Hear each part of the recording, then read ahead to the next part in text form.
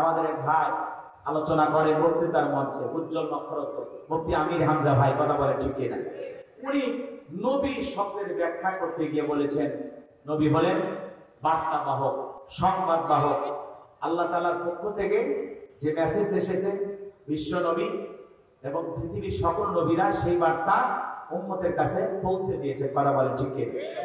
এই কথা বলতে গিয়ে উনি এক পর্যায়ে বলে ফেলেছেন যে নবীরা যেহেতু বার্তাবাহক, সেই হিসাবে নবীরা কি ছিল বলেন? নবীরা কি ছিল? সাংবাদিক ছিল। এই কথাটা উনি বলেই ফেলেছেন আলোচনা বুঝাইতে গিয়ে বলতে গিয়ে, কিন্তু এমন একটি কথা বলেছেন যেটা রাসূলের শানে যায় না। কথা বুঝতে পেরেছেন? নবী ছিলেন সংবাদ বাহক, সেই অর্থে তিনি একজন সাংবাদিকও ছিলেন। এই জন্য সারা দেশে এমন আলোচনা সমালোচনার ঝড় হয়েছে। আমরা বলতে চাই যে রাসূলের শানে এমন শব্দ চয়ন করা থেকে আমাদের সতর্ক থাকা উচিত, কথা বলে ঠিক কিনা? কারণ রাহমাতুল লিল আলামিন, তিনি পৃথিবীর শ্রেষ্ঠ মহামানব, তার তুলনা হয় না, কথা বলে ঠিক কিনা? আল্লাহর পরেই যার সম্মান, কথা বলে ঠিক কিনা? আল্লাহ বলেন ওয়া ইন্নাকা লাআলা খুলুকিন আযীম, নবী হলেন পুত পবিত্র মহান চরিত্রের অধিকারী, বলেন আল্লাহু আকবার। যে নবী 63 বছরের জিন্দেগিতে একটি মিথ্যা কথা বলেননি, তো তিনি সংবাদ দিয়েছেন রবের পক্ষ থেকে, যেটা পেয়েছেন উম্মতকে সেটা শুনিয়েছেন, কথা বলেন ঠিক কিনা? নবীরা কি মন করা কোনো কথা বলতেন? জোরে বলেন। আচ্ছা, আমার কথায় কি আপনারা কোনো কারণে বিরক্ত হচ্ছেন? তাহলে আমার কথা জবাব দিতে চান না কেন? এই পৃথিবীর সকল নবী রাসূলেরা যা বলেছেন, আল্লাহ তাআলা যা বলিয়েছেন তারা সেটাই বলেছেন, কথা বলে ঠিক কিনা? আমাদের নবী যা বলেছেন বলিয়েছেন কে? আরো জোরে বলেন। ওমা ইয়ানতিকু আনিল হাওয়া ইন হুয়া ইল্লা ওয়াহয়ু ইউহা। নবীরা মন করা কোনো কিছু বলতেন না, আল্লাহ তাআলার পক্ষ থেকে যে আদেশ, যে প্রত্যাদেশ আসতেন সেটাই তিনি উম্মতকে শুনিয়ে দিতেন, কথা বলে ঠিক কিনা? তো যাই হোক, অনেক ভাইরা তাকে নিয়ে যা ইচ্ছে তাই বলতেছেন। আমরা বলতে চাই তিনি একজন মানুষ, তার ভুল হতে পারে, সংশোধনের উদ্দেশ্যে তাকে বলতে পারেন। উনি জেলখানায় ছিলেন 3 বছর, উনি বারবার বলেছেন আমাকে কি খাওয়াইছে আমি জানি না। উনি মানসিক ভাবে অসুস্থ, মানে জেলখানা থেকে বের হয়ে জনগণ এমন ভাবে চাপ দিয়েছে, প্রত্যেকদিন 4-5টা করে প্রোগ্রাম করতে করতে আসলেই তিনি অসুস্থ।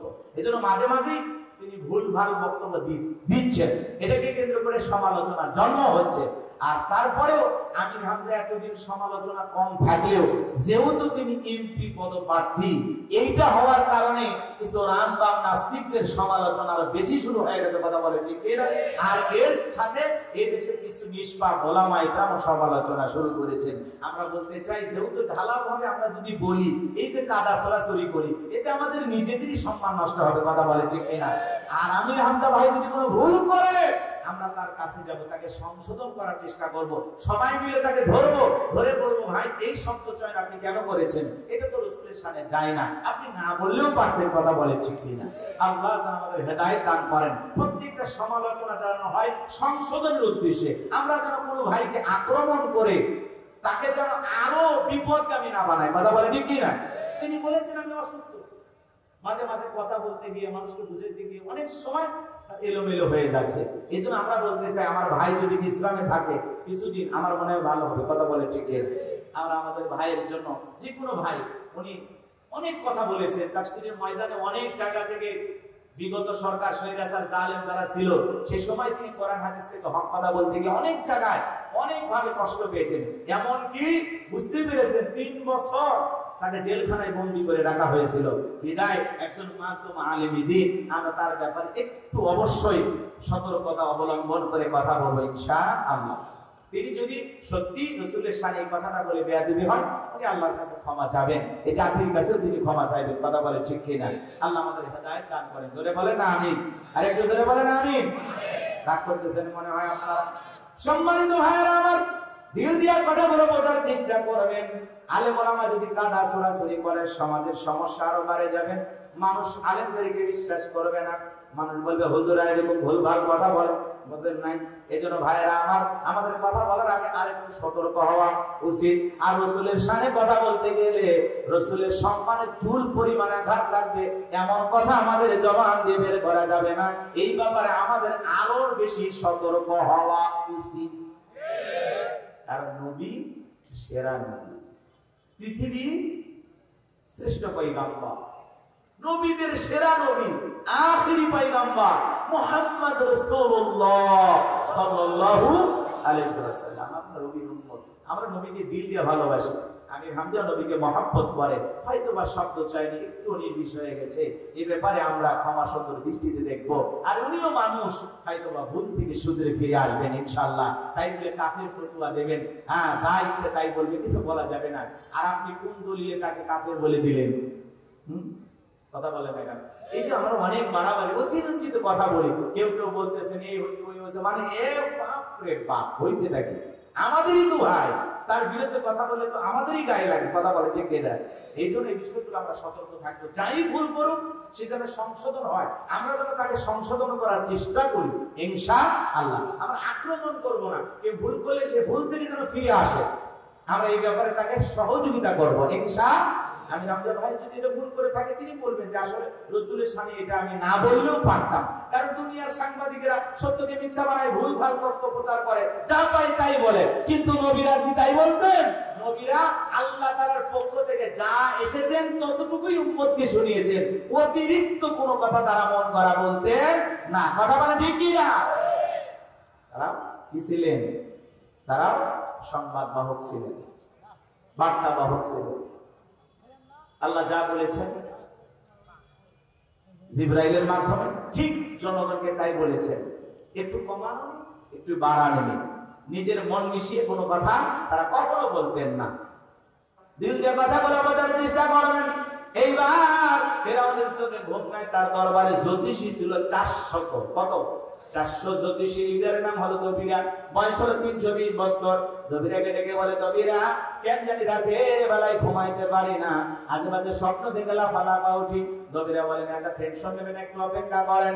এইবার দবিরা ভাগ্য গবেষণা করে বলেন, যদি আপনি ছিলেন ভবকের জগৎ তরমুজের খেতে লেবার গোরস্থানের দারোয়ান, এরপরে মিশরের মন্ত্রী, বর্তমান রানীর বাসা আঙ্গুল ফুলা কলার গাছ, কিন্তু আপনার ভবিষ্যৎ জীবন বড় অন্ধকার। আগামী 3 মাসের মধ্যে কোন ইসরায়েল সম্প্রদায়ের ভিতরে মুসা নামের একটা ছেলে জন্মগ্রহণ করবে, ওই মুসার কারণে রাজত্ব পাওয়ার ক্ষমতা থাকবে না নেতারে, এমনকি আপনার জীবন যাওয়ার সম্ভাবনাও দেখা যায়। এই কথা শোনার পরে ফিরাউনের মাথা ঠান্ডা না গরম? খালি গরম। মানে কাঠ কর ফরাইছিলাম কই আসলাম কই, না জানি ভবিষ্যতে আরো কত কিছু হয়। মুসা নামের একটা ছেলে আসবে, ওর কারণে রাজত্ব ক্ষমতা থাকবে না, জীবন থাকবে না, এটা তো মেনে নেওয়া যায় না। যদি কবিরা বলতো মুসা আসবে, খানকা বানাবে, পয়সা পয়সা জিকিরি করবে, তাহলে কি তোমার তা গরম করতো না? ফিরাউন পারলে সরকারি খরচে 2-4টা খানকা বানায় দিত। আজও তাকায় দেখবেন যারা খারকার পয়সা জিকির করে, হু হু করতেছে, দেখেন না জিকির, লাফালাফি জিকির, পিরিং পিরিং জিকির, পানির ভিতরে ধরলে মাটি ঝড় বাতাসেও নেবে না, নেকটা বাবার মরিত হইলে নামাজ রোজা লাগে না। জানা নাই যে বিশ্বাস বলবে নামাজ রোজা লাগে না, পিন্না টাটকা শয়তান। জোরে বলেন। এই পৃথিবীর এমন কোন নবী রাসূল নাই যে নবী রাসূল সালাত আদায় করে নাই। নবীদের যদি নামাজ পড়া লাগে, আপনার পীর এত বড় পীর যার নামাজ লাগে না? কথা বলেন। ওই সিজদার মধ্যে একটা সিজদা দিবি, জান্নাত পার হয়ে জাহান্নামের গর্তে পড়বি। বন্ধ আছে না নাই? তালা বাবা, সালা বাবা, লাউ বাবা, কদু বাবা, কুমড়া বাবা, এমন বাবার সিহারা, বাবার ভোমা ভোম মোজ দেখলে মনে হয় বিয়ের 11 গজ, মাথার পিছে জট, পিঠটা থাকে শট, হাতে গামছার পট, সালা বিনতে থাকে তবিল থাকে, তার সব দেখা যায়। মানুষ আবার হুমড়ি খেয়ে পরে আর গান গায়। কষ্ট হচ্ছে আপনাদের? এরকম ঘটনা আছে না নাই? আপনাদের এলাকায় নাই মনে হয়? এমন কায়দায় মোজদারি গাঁজা খায় লাল মানাইছে, টর্চ লাইট করে মুখ কোথায় খুঁজে পাওয়া যায় না। লালন শাহ মাজারের কথা শুনছেন আপনারা? এই জায়গায় এদিকে খেয়াল করেন, প্রশাসনের ভাইরা লালন শাহ মাজার যারা খাদেম দেখাশোনা করে, এদেরকে নিয়ে একটা মিটিং করতেছে, আলোচনা সভা করতেছে যে কিভাবে লালনের উৎসব, লালনের যে মাজারে যে উৎসব হয়, এটা কিভাবে পালন করা যায়। প্রশাসনের ভাইরা চিন্তা ভাবনা করতেছে যে এইবার আমরা নেশামুক্ত, গাঁজামুক্ত একটা লালনের উৎসব পালন করব। যে কথা বলেছে, যারা মনে করেন যে চুল দাড়ি পেকে গেছে, অর্ধেক পাকা পড়ে গেছে, ওরা তখন বলতেছে লালনের মাজারে যদি গাঁজা খাওয়ার অনুমতি না দেওয়া হয়, তাহলে এই জায়গায় 30 জন আসবে না। কয়জন আসবে না? ওই জায়গায় লোকই পাবে না, লোকই পাবে না। তার মানে কি? প্রশাসন বলতেছে লালনের উৎসবে, লালনের মাজারে তার উৎসবকে কেন্দ্র করে, ওরসকে কেন্দ্র করে কোনো গাঁজা খাওয়া যাবে না। আর ওই এলাকার যারা খাদেম, যারা গাঁজা খায়, এই গাঁজা বাবারা বলতেছে যদি গাঁজা লালনের মাজারে বন্ধ হয় তাহলে তো লোকজনই মাজারে আসবে। তার মানে কি বোঝা যায়, লালনের মাজারে কি খায়? কি খায়? গাঁজা খাওয়ার পাগল। মাজার গুলো হয়ে গেছে গাঁজা খাওয়ার নিরাপদ আশ্রয়। এমন কায়দায় গাঁজার কলকিতে টান মেরে ধুয়ে ছেড়ে দেয়, বুঝছেন? রাস্তাঘাটে যারা প্রশাসনের দায়িত্ব পালন করে, এরা ধুঁয়া দেখে চিন্তা করে মনে হয় ওরসের রান্না চলছে। কথা বলে না, গাঁজার কলকি ধোঁয়া, কি ধোঁয়া! মোজদারি লাল বানাইছে। আর যদি মোজদারি এমনও বাবা আছে, বাপরে বগলের চুলে বেরিয়ে বেরিয়েছে, আর সুন্দরবনে বসলে মানুষ মানে কি অবস্থা, কথা বল ঠিক না? এরকম ভণ্ড আছে না? গাঁজা খায়, গাঁজা খায়। ওদেরকে চায় মানুষ বলতেছে সবকিছু ছাড়িয়া তোরা বাবার চরণ ধর, আয়না বসাই দে তোর কলকের ভিতর বাবারে। ভণ্ড আছে না? এক একটা দরবারে বাপরে বাপ কি ভণ্ড, দেখে মনে হচ্ছে একেবারে টাটকা শয়তান। আছে না? একেবারে মনে করেন বিশাল বিশাল শিকল টিকল পইরে, একেবারে লাল নীল কাপড় পইরে, বিসমিল্লাহটা পড়তে কালেমা পড়তে পারে না, বিসমিল্লাহ পড়তে পারে না, সূরা ফাতিহা সহি করে জানে না। কথা বলেন না কেন? এইজন্য মাজারগুলোতে গাঁজা খায়। মনে রাখবেন, এগুলো ভণ্ডামি করবেন না, আল্লাহ ওয়ালাদের সাথে বেয়াদবি করবেন না। এদেশে পীর ছিল শাহজালাল, শাহ মরান, শাহ মাকদুম, মাইকির পোস্তামে আব্দুল কাদের জিলানী। কথা বলেন না কেন?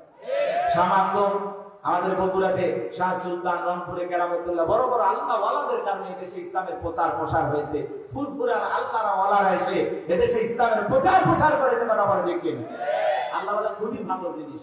অকুনু মা'আস সাদিকিন, আল্লাহ ওয়ালা সত্যবাদীদের সঙ্গে হও। যে পীরের পা থেকে মাথা পর্যন্ত নবীর সুন্নাত দিয়ে ঢাকা, তার চেহারার দিকে তাকালে আল্লাহর কথা স্মরণ হয়, এরা হলো আল্লাহ ওয়ালা। কথা বলে ঠিক না? আর এমন পীর মুরিদদেরকে সাথে নিয়ে এক ওয়াক্ত নামাজ আদায় করতে পারবে না, ও নাকি পীর। কথা বলেন না কেন? রাগ করতেছেন আপনারা? তাহলে ভণ্ড পীরের কাছে যাওয়া যাবে? বলেন, ভণ্ড পীর যেখানে আল্লাহ। এদেশের ভণ্ড বেদাতি শিরকি জাতির যত কারখানা আছে, যত সমস্ত জায়গাতে নোংরামি ভণ্ডামি হয়, ঢোলক বাজায় গান গায়। ওই যে কয়েকদিন আগে এক পীর আছে না ভাই, কি ওর নাম ছিল কি, ভণ্ড বের মারছে গো, পিটুন খাইছে, ওর নাম কি? আরে মুগা পাগলা কেন? ওইটা না, ওটা মরে গেছে তো, বয়স্ক মানুষ, মইনুল হক। মইনুল হক ওই যে গান গাইতো, মনে নাই? আমার মরণকালে ঢোলবাসি বাজাইও জাকের ভাইও, মরণকালে ঢোলবাসি বাজাইও। আচ্ছা, মরণের সময় মুসলমানেরা কখনো ঢোলবাসি বাজাইতে পারে? এটা মুসলমানের সংস্কৃতি হতে পারে? ওই ভণ্ড যদি মঈনুদ্দিন মাইরা পিড়ে একজনে শেষ করে ফেলে দিয়েছে, তারপরে বলতেছে আমি অনেক বিরাট বড় আল্লাহর ওলি। এত মারা মারছে, এরা তাও সোজা হইল না, কথা বল ঠিক না?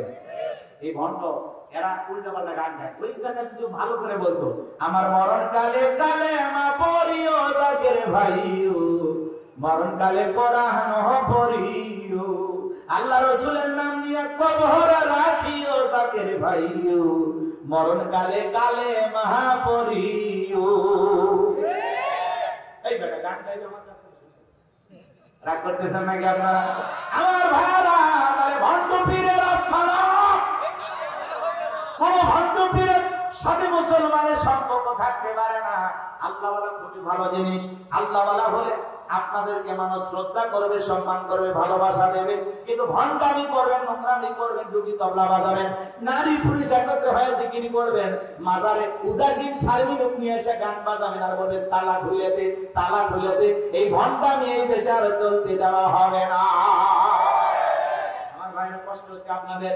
এইবার ফেরাউনের মাথা গরম হয়ে গেল, টেনশনে পড়ে গেলে কি করা যায়? বাল্যকালের বন্ধু হামানকে ডেকে বলে, হামান এইদিকে আয়, এসব কি শুনছি? নবীরা কি বললো শুনলি না?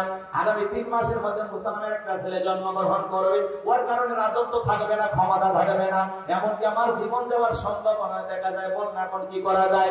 এইবার হামানটিকে বলতে না, কোনো টেনশন নাই, মাইট ইজ রাইট, সোর্স আর মূল্য তার, পাওয়ার রাজত্ব ক্ষমতা আমাদের হাতে, আমরা যা বলবো মিশরের জনগণ তাই মানতে বাধ্য, বলে কি করতে চাস?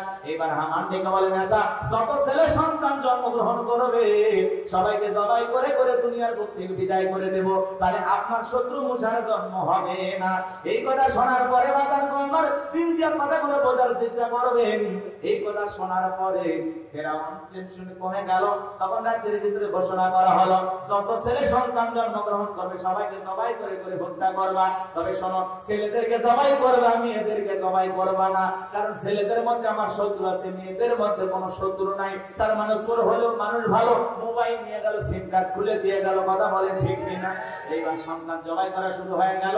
3 মাস অতিবাহিত হয়ে যাওয়ার পরে দবিরাকে ডেকে বলে, দবিরা এইবার ভাগ্য গবেষণা করে দেখ, আমার পথের কাটা মুসা মরল না বাঁচলো।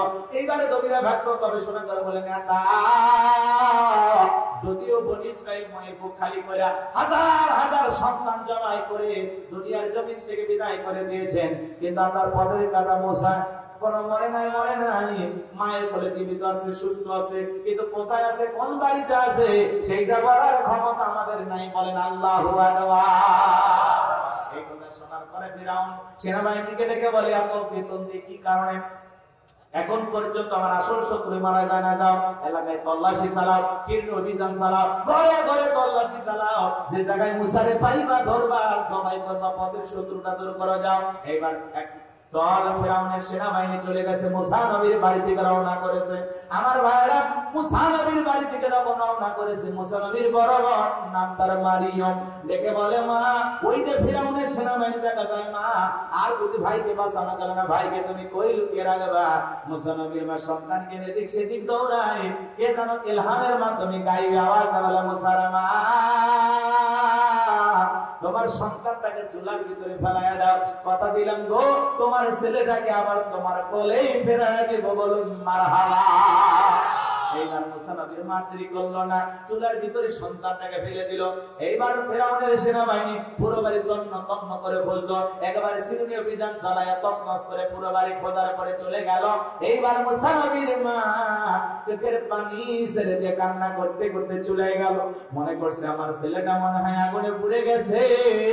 মায়ের অন্তরে সন্তানের জন্য দয়া মায়া আসছে না। একটা সন্তান যদি কষ্ট পায় সেই ব্যথায় ব্যতীত হয় একজন নারী, তার নাম হলো মা। সন্তান যদি বলে আমার হাত কেটে গেছে, মা বলে পিসরে মনে আমার কলিজা কাটা গেছে। আর বইয়ের কাছে এসে যদি বলেন আমার হাত ভাঙে গেছে, তোর পা ভাঙলো না কেন? কথা বলেন না কেন? রাগ করতেছেন না কেন? যুবক একটু অপেক্ষা করে, সামনে যায়, মা বোনদের একটু আলোচনা হওয়া দরকার আছে না নাই? মা এমন একজন নারী যে সন্তানটাকে নিঃস্বার্থ ভালোবাসে। এই পৃথিবীর জমিনে দুইটা মানুষ নিঃস্বার্থ ভালোবাসা দেয়, এক নাম্বার মা আর 2 নাম্বার হলো বাবা। বাবা মার চাইতে আপনার আমার জীবনে আপনার কেউ নাই। আর মুমিনের সব চাইতে একমাত্র আপন তিনি কি? আল্লাহ ছাড়া কেউ আপন নাই। কিন্তু দুনিয়ার জমিনে মা বাবা এরা সন্তানকে নিঃস্বার্থ ভালোবাসে, এদের ভালোবাসায় কোনো স্বার্থ থাকে না। কথা বলে ঠিক কিনা? যুবক খেয়াল করে কথাগুলো শোনো। আমি গুনাহগার যে কথা বলতে চাই, মুসা নবীর মা কাঁদতে কাঁদতে চুলার ভিতরে তাকায় দেখে মুসা নবী চুলার ভিতরে পড়ে মুস্কি মুস্কি হাসতেছেন, বলুন সুবহানাল্লাহ। এইবার সন্তানটাকে কোলে নিলেন, আবার কে যেন ইলহামের মাধ্যমে গাইবে, আওয়াজ দিয়ে বলে, ও মুসার মা কতদিন সন্তানকে লুকিয়ে রাখবা? একটা সিন্ধুক বানাইয়া সন্তানটাকে দরিয়ার বুকে ভাসায়া দাও, কথা দিলাম গো তোমার ছেলেটাকে আবার তোমার কোলেই ফেরায়া দেব, জোরে বলেন মারহাবা। মা টেনশনে পড়ে গেল, সিন্ধুক পাবে কোথায়? পরের দিন সকালবেলা কে যেন ডেকে বলে, মিস্ত্রি লাগবে মা। আমি একজন মিস্ত্রি। মুসা নবীর মা ডেকে বলে, মিস্ত্রি? এইভাবে কেউ তো কোনোদিন চিৎকার মেরে ডাকে নাই, তুমি কেমন মিস্ত্রি? এদিকে আসো, শোনো এদিকে আসো। মিস্ত্রি যখন কাছে আসলেন ডেকে বলে, বাবা তুমি কি বানাইতে পারো? মিস্ত্রি ডেকে বলে, মা আপনি যদি মনে করেন এমন একটা সিন্ধুক আপনার প্রয়োজন, যে সিন্ধুকের ভিতরে আপনার সন্তানকে তুলে দরিয়ার বুকে ভাসায়া দেবেন, আপনি চাইলে আমি এরকম একটা সিন্ধুক সিন্ধুক বানিয়ে দিতে পারে। মুসা নবীর মা ডেকে বলে, মিস্ত্রি তুমি তোমার মনের কথা বলেছো, এরকম একটা সিন্ধুক আমার প্রয়োজন, বানিয়ে দাও। এইবার মিস্ত্রি ডেকে বলে, মা আমার কাছে কিছু যন্ত্রপাতি আছে, ধার দেওয়ার জন্য পানি লাগতে পারে, আবার না হলেও চলবে, আপনি একটু ভিতর থেকে পানি নিয়ে আসেন। মুসা নবীর মা ভিতর থেকে পানি নিয়ে এসে দেখে মিস্ত্রি একটা সুন্দর সিন্ধুক বানায় দাঁড়িয়ে আছে। আল্লাহু আকবার। এবার সিন্ধুকটা মুসা নবীর মায়ের হাতে দিয়ে মিস্ত্রি দৌড়ায়, পেছন থেকে ডেকে বলে, মিস্ত্রি লোহার পয়সা নিবা না, কাঠের পয়সা কি নিবা না, তোমার পারিশ্রমিকের দামটা কি নিবা না? মিস্ত্রি ডেকে বলে, মা যারা বিপদে পড়ে আমি তাদের উপকার করি, বিনিময়ে টাকা পয়সা গ্রহণ করি না।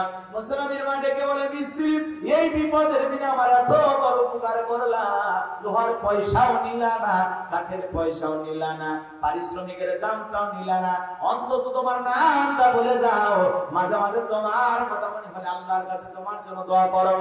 মিস্ত্রি ডেকে বলে, মা আমি দুনিয়ার সাধারণ কোন মিস্ত্রি না, আমি আল্লাহর ফেরেশতা, আমার নাম জিবরাইল। আমার ভাইরা, এইবার মুসা নবীকে সিন্ধুকের ভিতরে তুইলা মুসা নবীর মা দরিয়ার বুকে নারিসরা ভাবনাকে বাসায়া দিয়া মেয়ে মারিয়ামকে বলে, মা সিন্ধুক বাজতে বাজতে কই যা একটু খবর নিয়ে আসবে। এইবার মুসা নবীর সিন্ধুক বাজতে বাজতে চলে গেল ফিরাউনের ঘাটে। ওই দিন বিকেল বেলা ফিরাউন তার প্রিয়তমা স্ত্রী আসিয়াকে নিয়ে আসছে সমুদ্র সৈকতে হাওয়া খাইতে। ফিরাউন কাফের হওয়ার পরেও মাঝে মাঝে বউকে নিয়ে বিনোদন করত, মাঝে মাঝে বউকে নিয়ে এখানে সেখানে ঘুরতে যাবেন। কথাকে বোঝা গেল? জায়েজ আছে। বোরকা পরায়, পর্দা করাইয়া বেপরদায় নিয়ে যাওয়া যাবে না। মাঝে মাঝে বউকে নিয়ে কক্সবাজার চলে যাবেন, 3-4 দিন বেড়ায় আসবেন। কথা বল। ভালো ভালো পিকনিক স্পট যেখানে ভদ্রলোকেরা যায়, কথাকে বোঝা গেল, সেখানে বউকে নিয়ে যাবেন, মাঝে মাঝে ঘুরে নিয়ে আসবেন। দেখবেন আপনার বউয়ের মনটাও খুশি থাকবে, আপনারা মনও খুশি থাকবে। রাগ করে।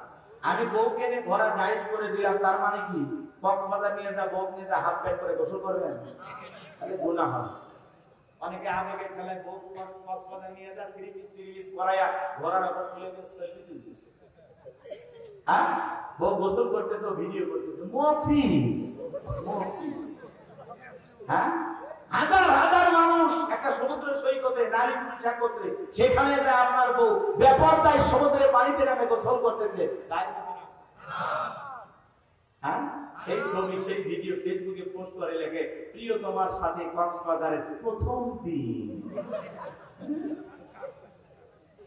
যারা বইয়ের ছবি ফেসবুকে ছাড়ে, এদের চাইতে কপাল করার কেউ নেই। আচ্ছা, বইয়ের ছবি ফেসবুকে ছাড়লে কি সব না গুনাহ? কথা বলেন ভাই। লাইক কমেন্টস আসলে কি আপনার অ্যাকাউন্টে টাকা আসবে এই লোভে? হ্যাঁ, রাগ করে না বাজার। পরিমণি পর্যন্ত বোরকা পরে সন্তান বিয়ে করে, পরিমণি চেনেন? তাই পরিমণি বোরকা পরে একটা চলচ্চিত্রের নায়িকা হয়, আর আপনি একটা মুসলিম নারী, আল্লাহর ভয় যদি অন্তরে থাকে, বোরকা পরা দরকার আছে না নয়? পর্দা করবে। বেপরদায় বলেছে ফেসবুকে ছাড়েন, নির্লজ্জ বেহায়া।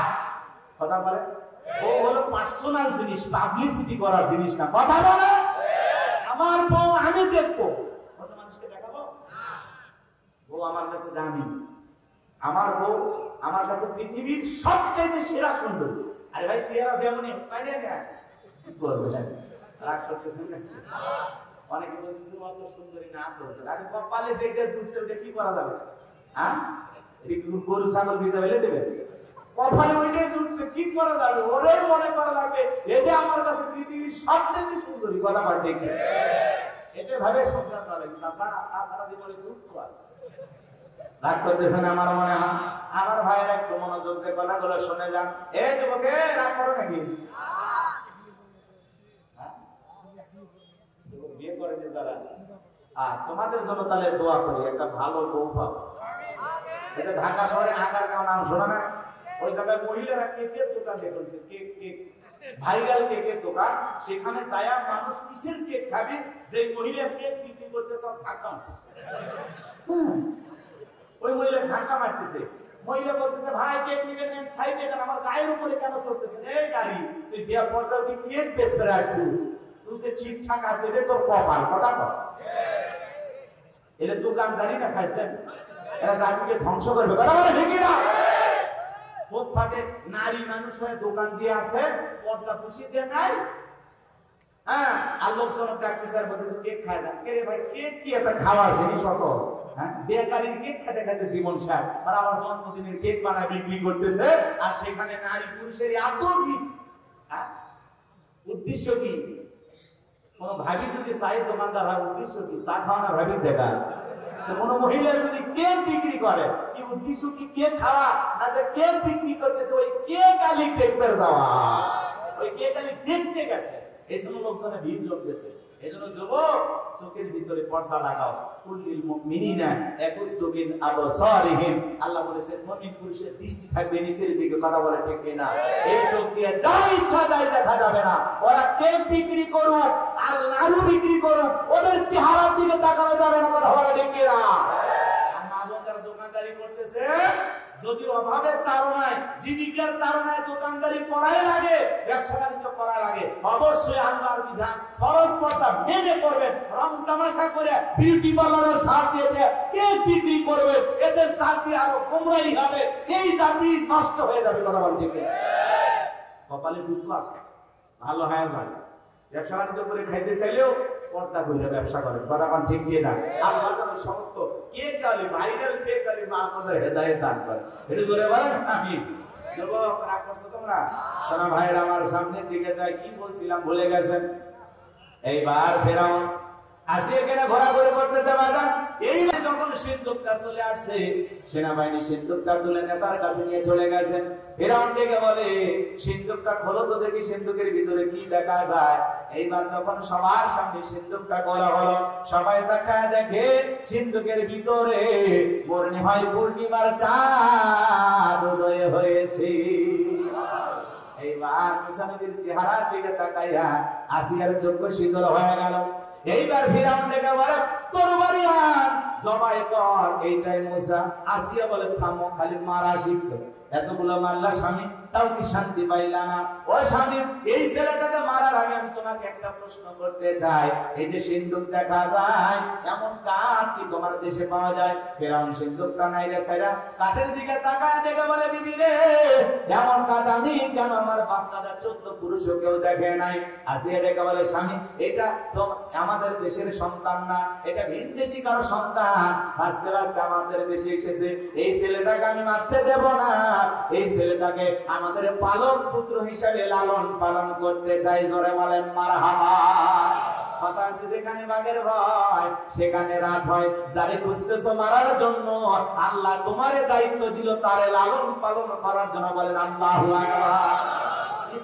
স্ত্রী আসিয়া যখন বলেছে ছেলেটাকে লালন পালন করব, দেখবেন অনেক কঠিন স্বামীও মাঝে মাঝে বইয়ের কাছে দুর্বল হয়ে যায়।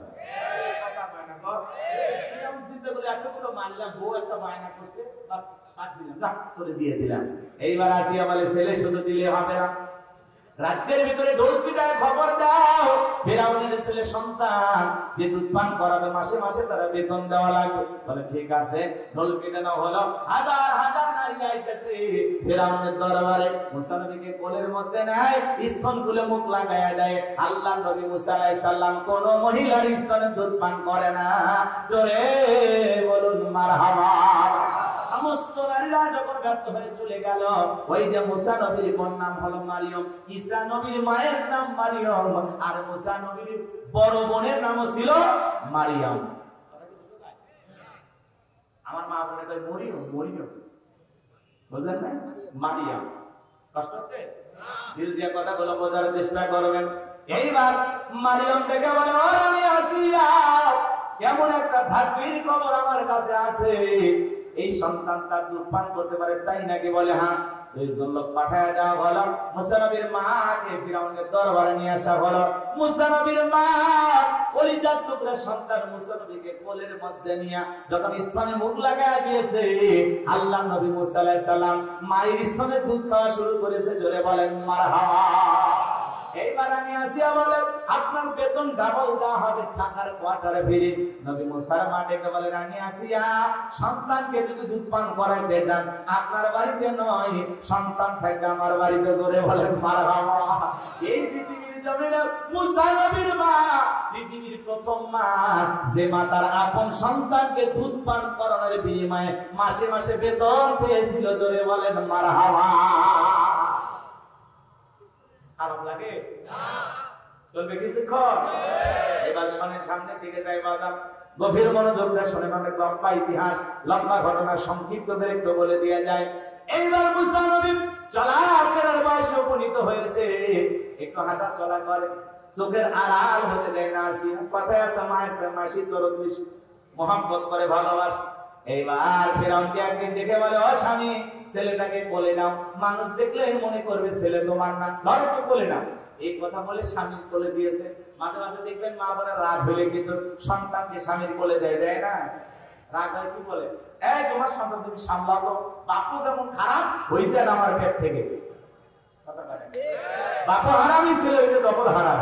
সন্তান খারাপ হলে কয় বাপের 14 গোষ্ঠী খারাপ, ওই জন্য সন্তানটা খারাপ হয়েছে। আর ভালো হইলে ডাইলতে মাঝে ভালো, ভালো হলে মায়ের, আর খারাপ হলে সব তোর বাপের, বাপে খারাপ। কথা কয় না কেন? রাগ করতেছেন মনে হয় আমার ভারত। এইবার ফিরাউন মুসা নবীকে কোলের মধ্যে রেখে কি সুন্দর চেহারা, মায়া লাগছে, চুমা খাওয়ার নিয়তে ঠোঁটটা বাড়াইছে। মুসা নবী যখন চুমা খাওয়ার নিয়তে মুসা নবীর দিকে যখন ফিরাউন ঠোঁটটা বাড়াইছে, যেমন একটা থাপ্পড় ফিরাউনের গালের মধ্যে বসায় দিয়েছে বাজান। ফিরাউন চিৎকার করে উঠছে, আশেপাশে লোকজন দৌড়ে আসে, বলে নেতা এত জোরে চিৎকার করলেন, ব্যাপারটা কি? এখন ছেলে যে থাপ্পড় মারছে, কথা জনগণকে বললে কি আর ইজ্জত থাকে? তখন বলছে, আমার বাড়ি আমি চিনলেছি, আমি তোদের কি ডাকছি? চোখের সামনে থেকে দূর হয়ে যা। ওদেরকে তাড়িয়ে দেওয়ার পরে চিৎকার মেরে ডেকে বলে, আসিয়া, ও আসিয়া, আয় তাড়াতাড়ি করে আয়। আসিয়া বলে, কি হয়েছে গো স্বামী, এত সারে চিল্লাও? কাকে চিল্লাবো না, তার চোখে মুখে যখন দেখছি আসিয়া এ মুসা সারা কেউ না, তরবারিতে জবাই করি পদের 17টা দূর করে। আসিয়া বলে, ছেলে কি করছে? বলেছিল আমার গালে থাপ্পড় মারছে। বলে ঢং করা জায়গা পাও না, এই ছোট মানুষ কোনোদিন তোমার গালে থাপ্পড় মারতে পারে? আসিয়ার কথা শোনার পরে ফিরাউন দিকে বলে, বিবি রে, তোরে কেমনে বুঝাবো, তোরে কেমনে বুঝাবো? গাল তো তোর ছিল না, গাল ছিল আমার। মজা কি আমি টের পাইছি, এর থাপ্পড়ের ওজন বুঝে দেয়, এই ছেলেই ভবিষ্যতে মুসা হবে। জোরে কোন মারহাবা। পরীক্ষা নিরীক্ষা এই জায়গায় হয়েছে, লম্বা হবে, করবো না আলোচনা, সংক্ষিপ্ত করে বলে দিয়ে যায়। নবী মুসার বয়স হয়ে গেল 25 বছর। এখন ফিরাউন যে ক্ষমতার চেয়ারে বসে আছে, কি মনে করেন চেয়ারে রাখে যাবার ঘুম হবে? হ্যাঁ, সাইজ করবেন না, ওরা বাসা করেন না। ওয়াটা অনুযায়ী 12:30 কিন্তু এখনো বাজেনি। এখনো আমি আপনাদের কাছে 25 মিনিট পাই, এর মধ্যে হয়ে যাবে ইনশাআল্লাহ। এর মধ্যে যুবকদের জন্য 5 মিনিট, মহিলাদের জন্য 5 মিনিট, আর 15 মিনিটে আমি ঘটনাটা মোটামুটি শেষ করব। কষ্ট হচ্ছে? একটা তাকবীর দেন, লিল্লাহি তাকবীর। এবার মুসা নবীর বয়স কত? 25 বছরের কম হবে যুবক। কিপ্তিয়ার বনি ইসরায়েলের মধ্যে লাগছে ঝগড়া। মুসা আলাইহিস সালাম যা বলে, এ কিপ্তি, ফিরাউনের লোক, সব জায়গায় মাতবাড়ি দেখাস। এই কথা বলে মুসা আলাইহিস সালাম কিপ্তিকে মারলেন একটা ঘুষি। ইয়া ঘুষিতে কিপ্তি ফিরাউনের লোক দুনিয়া থেকে ডিলেট। ইন্না লিল্লাহি ওয়া ইন্না ইলাইহি রাজিউন। এক খুশিতে কিপ্তি শেষ, মরে পড়ে আছে। নবীর খুশি খাই, বুঝছেন না? এক খুশিতে এক মানুষও মেরে ফেলে দিচ্ছে। খুশি কম না? কি মনে করে সাধারণ খুশি? ওই খুশি একটা ডোনাল্ড ট্রাম্প মারা গেল, ওই একটা ঘুষি নেতানিয়াহু মারা গেলে মুখের সালা মৃত্যু কথা কয়। তা বিশ্বের মুসলমানকে হত্যা করতেছে। গাজায় যদিও যুদ্ধবিরতি হয়েছে, এটা কতদিন থাকবে আমরা জানি না, কারণ এই জালিমদের কোনো বিশ্বাস, তারা শয়তানের বড় শয়তান, মানে শয়তানেদের কাছে প্রশিক্ষণ নেই। এত বড় শয়তানেরা, কথা বলে ঠিক, খালি মুসলমান মারার হাত পেতে থাকে, কথা বলে ঠিক কিনা? এই জালিমদেরকে আল্লাহ একদিন ধ্বংস করবে, কথা বলে। জালেমেরা ব্যস্ত মুসলমানদেরকে হত্যা করা নিয়ে, আর মুসলমানেরা ব্যস্ত খালি দোষ খোঁজাখুঁজি নিয়ে, কথা বলে ঠিক কিনা? আমাদের এক ভাই আলোচনা করে বক্তৃতার মঞ্চে, উজ্জ্বল নক্ষরত্ব মুফতি আমির হামজা ভাই, কথা বলে ঠিক কিনা? উনি নবী শব্দের ব্যাখ্যা করতে গিয়ে বলেছেন, নবী হলেন বার্তা বাহক, সংবাদ বাহক, আল্লাহ তাআলার পক্ষ থেকে যে মেসেজ এসেছে বিশ্ব নবী এবং পৃথিবীর সকল নবীরা সেই বার্তা উম্মতের কাছে পৌঁছে দিয়েছে। কথা বলেন ঠিক কি? এই কথা বলতে গিয়ে উনি এক পর্যায়ে বলে ফেলেছেন যে নবীরা যেহেতু বার্তাবাহক, সেই হিসাবে নবীরা কি ছিল বলেন? নবীরা কি ছিল? সাংবাদিক ছিল। এই কথাটা উনি বলেই ফেলেছেন আলোচনা বুঝাইতে গিয়ে বলতে গিয়ে, কিন্তু এমন একটি কথা বলেছেন যেটা রাসূলের শানে যায় না। কথা বুঝতে পেরেছেন? নবী ছিলেন সংবাদবাহক, সেই অর্থে তিনি একজন সাংবাদিকও ছিলেন। এটা নিয়ে সারা দেশে এমন আলোচনা সমালোচনার ঝড় হয়েছে। আমরা বলতে চাই যে রাসূলের শানে এমন শব্দ চয়ন করা থেকে আমাদের সতর্ক থাকা উচিত। কথা বলে ঠিক কিনা? কারণ রাহমাতুল লিল আলামিন, তিনি পৃথিবীর শ্রেষ্ঠ মহামানব, তার তুলনা হয় না। কথা বলে ঠিক কিনা? আল্লাহর পরে যার সম্মান। কথা বলে ঠিক কিনা? আল্লাহ বলেন ওয়া ইন্নাকা লাআলা খুলুকিন আযীম, নবী হলেন পুত পবিত্র মহান চরিত্রের অধিকারী। বলেন আল্লাহু আকবার।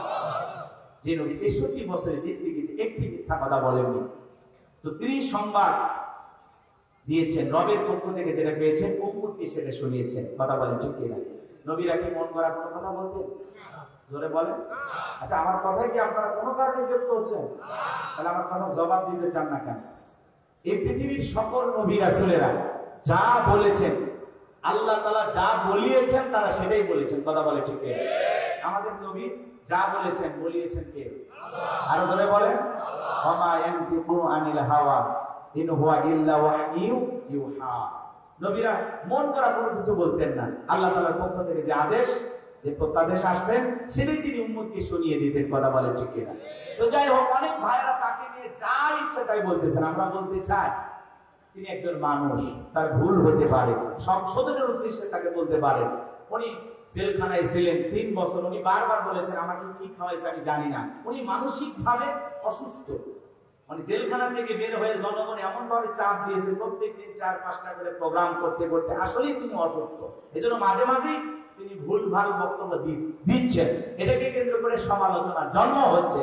আর তারপরেও আমির হামজা এতদিন সমালোচনা কম থাকলেও যেহেতু তিনি এমপি পদপ্রার্থী, এইটা হওয়ার কারণে কিছু রামবাম নাস্তিকদের সমালোচনা আরো বেশি শুরু হয়ে গেছে। কথা বলে ঠিক কিনা? আর এর সাথে এই দেশে কিছু নিষ্পাপ ওলামা ইকরাম সমালোচনা শুরু করেছেন। আমরা বলতে চাই যেহেতু ঢালাওভাবে আমরা যদি বলি, এই যে কাদা ছড়াছড়ি করি, এতে আমাদের নিজেদেরই সম্মান নষ্ট হবে। কথা বলে ঠিক কিনা? আর আমির হামজা ভাই যদি কোনো ভুল করে, আমরা তার কাছে যাব, তাকে সংশোধন করার চেষ্টা করব, সবাই মিলে তাকে ধরবো, ধরে বলবো ভাই এই শব্দ চয়ন আপনি কেন করেছেন? এটা তো রাসূলের শানে যায় না। আপনি না বললেও পারতেন। কথা বলে ঠিক কিনা? আল্লাহ যেন আমাদের হেদায়েত দান করেন। প্রত্যেকটা সমালোচনা জানানো হয় সংশোধনের উদ্দেশ্যে। আমরা যেন কোনো ভাইকে আক্রমণ করে তাকে যেন আরো বিপদগামী না বানায়। কথা বলে ঠিক কিনা? তিনি বলেছেন আমি অসুস্থ। মাঝে মাঝে কথা বলতে গিয়ে, মানুষকে বুঝাইতে গিয়ে অনেক সময় এলোমেলো হয়ে যাচ্ছে। এই জন্য আমরা বলতে চাই আমার ভাই যদি ইসলামে থাকে কিছুদিন, আমার মনে হয় ভালো হবে। কথা বলে ঠিক। আমরা আমাদের ভাইয়ের জন্য, যে কোনো ভাই, উনি অনেক কথা বলেছেন তাফসীরের ময়দানে, অনেক জায়গা থেকে বিগত সরকার স্বৈরাচার জালেম যারা ছিল সে সময় তিনি কোরআন হাদিস থেকে হক কথা বলতে গিয়ে অনেক জায়গায় অনেক ভাবে কষ্ট পেয়েছেন। এমন কি বুঝতে পেরেছেন 3 বছর তাকে জেলখানায় বন্দী করে রাখা হয়েছিল। বিদায় একজন মাজলুম আলেম দ্বীন, আমরা তার ব্যাপারে একটু অবশ্যই সতর্কতা অবলম্বন করে কথা বলবো ইনশাআল্লাহ। তিনি যদি সত্যি রাসূলের শানে এই কথাটা বলে বেয়াদবি হন, উনি আল্লাহর কাছে ক্ষমা চাবেন, এই জাতির কাছেও তিনি ক্ষমা চাইবেন। কথা বলে ঠিক কিনা? আল্লাহ আমাদের হেদায়েত দান করেন। জোরে বলেন আমিন। আর একটু জোরে বলেন আমিন। রাগ করতেছেন মনে হয় আপনারা? সম্মানিত ভাইয়েরা আমার, দিল দিয়া কথাগুলো বোঝার চেষ্টা করবেন। আলেম ওলামা যদি কাদা ছড়াছড়ি করে, সমাজের সমস্যা আরো বাড়ে যাবে। মানুষ আলেমদেরকে বিশ্বাস করবে না। মানুষ বলবে হুজুরা এরকম ভুলভাল কথা বলে, বুঝেন নাই? এজন্য ভাইরা আমার, আমাদের কথা বলার আগে আরেকটু সতর্ক হওয়া উচিত। আর রাসূলের শানে কথা বলতে গেলে রাসূলের সম্মানে চুল পরিমাণ আঘাত লাগবে এমন কথা আমাদের জবান দিয়ে বের করা যাবে না। এই ব্যাপারে আমাদের আরো বেশি সতর্ক হওয়া উচিত। কারণ নবী সেরা নবী, পৃথিবীর শ্রেষ্ঠ পয়গম্বর, নবীদের সেরা নবী, আখিরি পয়গম্বর মুহাম্মদ রাসূলুল্লাহ সাল্লাল্লাহু আলাইহি ওয়াসাল্লাম। আমরা নবীর উম্মত, আমরা নবীকে দিল দিয়ে ভালোবাসি। আমির হামজা নবীকে মহব্বত করে, হয়তো বা শব্দ চাইনি, একটু নির্বিষ হয়ে গেছে, এই ব্যাপারে আমরা ক্ষমা সুন্দর দৃষ্টিতে দেখবো। আর উনিও মানুষ, হয়তো বা ভুল থেকে শুধরে ফিরে আসবেন ইনশাআল্লাহ। তাই বলে কাফের ফতোয়া দেবেন, হ্যাঁ যা ইচ্ছে তাই বলবে, কিছু বলা যাবে না। আর আপনি কোন দলিয়ে তাকে কাফের বলে দিলেন? কথা বলে না কেন? এই যে আমরা অনেক বাড়াবাড়ি অতিরঞ্জিত কথা বলি, কেউ কেউ বলতেছেন এই হয়েছে ওই হয়েছে, মানে এ বাপ রে বাপ, হয়েছে নাকি? আমাদেরই তো ভাই, তার বিরুদ্ধে কথা বলে তো আমাদেরই গায়ে লাগে। কথা বলে ঠিক কিনা?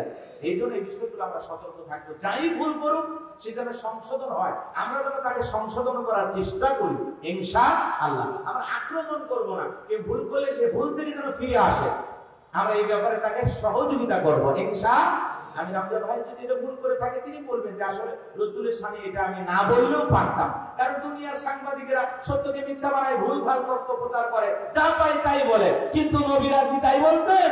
নবীরা আল্লাহ তাআলার পক্ষ থেকে যা এসেছেন ততটুকুই উম্মতকে শুনিয়েছেন, অতিরিক্ত কোনো কথা তারা মন করা বলতেন না। কথা বলে ঠিক কি না? তারা কি ছিলেন? তারা সংবাদ বাহক ছিলেন, বার্তা বাহক ছিলেন। আল্লাহ যা বলেছেন জিবরাইলের মাধ্যমে ঠিক জনগণকে তাই বলেছেন। একটু কমানো, একটু বাড়ানো, নিজের মন মিশিয়ে কোনো কথা তারা কখনো বলতেন না। এটা হলো নবীদের স্বভাব। আল্লাহু আকবার বলেন। কষ্ট হচ্ছে আপনাদের? সম্মানিত ভাইরা আমার, আল্লাহ যেন হেদায়েতের উদ্দেশ্যে এই কথাগুলো আমাদের বলার এবং বোঝার তৌফিক দান করেন। সকলে বলুন আমিন। নবীরা বলেন, এদিক খেয়াল করেন, নবীরা বলেন এই পৃথিবীর নিষ্পাপ মানুষ, তাদের জন্মের আগেও গুনাহ নাই, জন্মের পরেও গুনাহ নাই। আখেরি পয়গম্বর মুহাম্মদ রাসূলুল্লাহ সাল্লাল্লাহু আলাইহি সাল্লামকে মাঝে মাঝে কিছু নাস্তিক বেঈমানেরা গালি দেন। কথা বলেন ঠিক কি না? আছে না নাই? নবীজিকে অপমান করে কথা বলতে চায়, মনে রাখবেন মুহাম্মদ মানে প্রশংসিত। যারা নবীকে গালি দেবে, নবীকে অকাট্য ভাষায় গালি দেবে, বিশ্ব নবীকে অপমান করতে চাইবে, আল্লাহ রাব্বুল আলামিন তাদেরকে ধ্বংস করে দেবেন। কথা বলেন ঠিক কি না? সম্মানিত ভাইরা আমার, আমি যে কথা বলতে চাচ্ছিলাম, আল্লাহর নবী মুসা আলাইহিস সালাম কথা মনে আছে না নাই? ভুলে গেছেন মনে হয়? কার খুশি মারছে? কিপ্তিকে ঘুষি মারছে, আর ঘুষিতে কিপ্তি দুনিয়া থেকে বিদায় নিয়েছে। ফেরাউনের দরবারে হয়ে গেল মাদারের মামলা। আল্লাহ রাব্বুল আলামিন ডেকে বলে, পয়গম্বর আর থাকা যাবে না, মাদাইনের দিকে রওনা করো। আল্লাহ পাকের অর্ডার পাইয়া মুসা আলাইহিস সালাম মাদাইনের দিকে রওনা করলেন। এখানে লম্বা ঘটনা আছে। শুআয়ব আলাইহিস সালামের দুইটা মেয়ের সাথে দেখা হয়ে গেল। পানি খাওয়ানোর ঘটনা আপনারা সবাই জানেন, আমি লম্বা করতে চাই না। আমার ভাইরা, পানি খাওয়ানোর ঘটনাকে কেন্দ্র করে শুআয়ব আলাইহিস সালামের দুইটা মেয়ের সাথে আল্লাহর পয়গম্বর মুসা আলাইহিস সালাম চলে গেলেন তাদের বাড়িতে। এইবার দুইটা মেয়ে বাড়িতে যায়, বলে বাবা আপনি বৃদ্ধ মানুষ, বাহিরে যাইতে পারেন না, আমরা মেয়ে মানুষ উর্দুম বা ছাগল এগুলোকে পানি খাওয়াই দিকে ভিড় হয়, কষ্ট হয় বাবা, আমরা একটা মানুষ পেয়েছি, আমাদের বাড়িতে একটা কাজের লোক দরকার, ছেলেটা অনেক ভদ্র, আমরা দুইটা বোন কয়েকটা ঘন্টা তার সঙ্গে কাটায়া দিলাম, একটা বারের জন্য আমাদের চেহারার দিকে ফিরেও তাকায় নাই, এতটাই লাজুক মানুষ, বলুন আল্লাহু আকবার। ও বাবা, এই ছেলেটাকে আমাদের বাড়িতে রাখতে পারেন? মুসা আলাইহিস সালাম শুআয়ব আলাইহিস সালামের বাড়িতে রাখাল হিসাবে চাকরি পাইলেন। রাখালের চাকরি, কিসের চাকরি? আমার ভাইরা, শুআয়ব আলাইহিস সালামের বাড়িতে ৮ থেকে ১০ বছর থাকলেন। শুআয়ব আলাইহিস সালাম তার বড় মেয়ে সফুরার সাথে মুসা আলাইহিস সালামের বিবাহের ব্যবস্থা করে দিলেন। আল্লাহ রাব্বুল আলামিন ডেকে বলে, ও পয়গম্বর মুসা, আর কতদিন শ্বশুর বাড়ি মধুর বাড়ি, এইবার গাঠি গুটি গোছাও, স্ত্রীকে সঙ্গে নাও, আবার মিশরের দিকে রওনা করো। আল্লাহর পয়গম্বর মুসা আলাইহিস সালাম স্ত্রীকে সঙ্গে নিয়ে শ্বশুরের দেওয়া লাঠি নিয়ে রওনা করলেন। পয়গম্বর যখন তুর পর্বতে গেলেন, এখানে আরো কিছু ঘটনা আছে, বলার সময় না বাজান। আল্লাহ রাব্বুল আলামিন পয়গম্বর মুসা আলাইহিস সালামকে বলেন, ওয়া মা তিলকা বিয়ামিনিকা ইয়া মুসা। আল্লাহ রাব্বুল আলামিন ডেকে বলেন, মুসা তোমার ডান হাতে ওইটা কি? আল্লাহর পয়গম্বর মুসা আলাইহিস সালাম, আল্লাহ রাব্বুল আলামিন যখন জিজ্ঞাসা করেন, মুসা রে তোমার হাতে ওইটা কি? পয়গম্বর জবাব দিয়ে বলেন, ক্বালা হিয়া আসায়া আতাওয়াক্কাউ আলাইহা ওয়া আহুশু বিহা আলা গনামি ওয়ালিয়া ফিহা মাআরিব উখরা। আল্লাহর পয়গম্বর মূসা আলাইহিস সালাম ডেকে বলে, আল্লাহ আমার হাতে একটা লাঠি, এটার উপর ভর দিয়ে চলি, ছাগলের জন্য পাটাবাড়ি ইত্যাদি ইত্যাদি অনেক অনেক কাজ করি। আল্লাহ ডেকে বলে, পয়গম্বর প্রশ্ন করলাম একটা জবাব দাও, একটা কারণটা কি? মূসা নবী কথা বলে কার সাথে? আল্লাহর সাথে কথা বলতে মজা আছে না নাই? হে তরুণ যুবকেরা, দুনিয়ার একটা নারীর কণ্ঠ পাইলে তুমি পাগল হয়ে যাও। কথা বলেন, একটা নারী রং নাম্বার থেকে যদি ভুল করে মিস কল দিয়ে যায়, যুবক 17টা সিম কার্ড পরিবর্তন করে হলে মহিলার ফোন দেয়, কথা বলেন না কেন? পাগল করা হয়ে যায়। একটা মহিলার কণ্ঠ যদি তোমাকে পাগল করে দেয়, এ যুবক, আসমান জমিন যিনি সৃষ্টি করেছেন সেই মহান মালিক আল্লাহ তাআলা তার কুদরতি জবানের আওয়াজ না জানি কত মিষ্টি কত মধুর। তুমি কত সুন্দর, কি দিয়ে বোঝাই তুমি কত সুন্দর, কি করে বোঝায়, কোন ভাষা পাই না খুঁজে তোমার তুলনা, তুমি নিজে তুমি কত সুন্দর, কি করে বোঝায়। জোরে বলেন মারহাবা। এ যুবকের দল, গভীর মনোযোগ দিয়ে কোরআনের কথাগুলো শুনে যান, কানটা লাগায় কথাগুলো শুনে যান। আল্লাহর নবী মুসা আলাইহিস সালাম যখন জবাব দিলেন, আল্লাহ আমার হাতে একটা লাঠি, এইটারও ভর দিয়ে চলি, ছাগলের জন্য পাতার পারি ইত্যাদি ইত্যাদি অনেক অনেক কাজ করি। আল্লাহ রাব্বুল আলামিন এইবার তার পয়গম্বরকে বলেন, আল্লাহ আলকিহা ইয়া মুসা। একটু জোরে বলেন আল্লাহু আকবার। আমার আল্লাহ ডেকে বলে, মুসা তুমি তোমার হাতের লাঠিটা এবার নিক্ষেপ করো। ফাআলকাহা ফাইযা হিয়া হাইয়াতুন তাসআ। লাঠিটা নিক্ষেপ করা মাত্র হয়ে গেল বিশাল বড় একটা সাপ। মুসা নবী বলে, বাপ রে বাপ, এই যে জাতের সাপ আমার বংশ করে দিবে সাপ। এই কথা ভেবে আল্লাহর পয়গম্বর মুসা আলাইহিস সালাম বড় একটা সাপ দেখে দৌড়াইতে লাগলেন। আমার আল্লাহ ডেকে বলেন, ক্বালা খুযহা ওয়ালা তাখাফ সানুঈদুহা সিরাতাহাল উলা। আল্লাহ রাব্বুল আলামিন ডেকে বলে, পয়গম্বর মুসা ভয় পাওয়ার কোনো কারণ নাই, আমি আল্লাহ রাব্বুল আলামিন লাঠিকে সাপ বানাইলাম, আবার তুমি সাপের দিকে হাত বাড়াও, পূর্বের মতো লাঠি বানায় দিব। বলুন সুবহানাল্লাহ। মুসা এবার ভয়ে ভয়ে যখন ধরতে গেছে, আবারও কি হয়ে গেছে? সাপ লাঠিতে পরিণত হয়ে গেছে। এটা আল্লাহর দেয়া মুজিজা। বলেন আল্লাহু আকবার। এটা আল্লাহ দেয়া কি মুজিজা? আল্লাহ রাব্বুল আলামিন বলেন, ওয়াদহুম ইয়াদাকা ইলা জানাহিকা তাখরুজু বাইদাআ মিন গায়রি সুইন আয়াতান উখরা লিনুরিয়াকা মিন আয়াতিনাল কুবরা। আল্লাহ বলে, পয়গম্বর তোমার ডান হাতটা বগলের নিচে ঢোকাও, ওখান থেকে বের করো, কোন দোষ ছাড়া ধবধবে উজ্জ্বল সাদা চমৎকারে দেখাবো, এতে ঝলমলে আলো দেখায়। আল্লাহু আকবার বলেন। আমার আল্লাহ বলেন, এটা হলো কুদরতের নিদর্শন।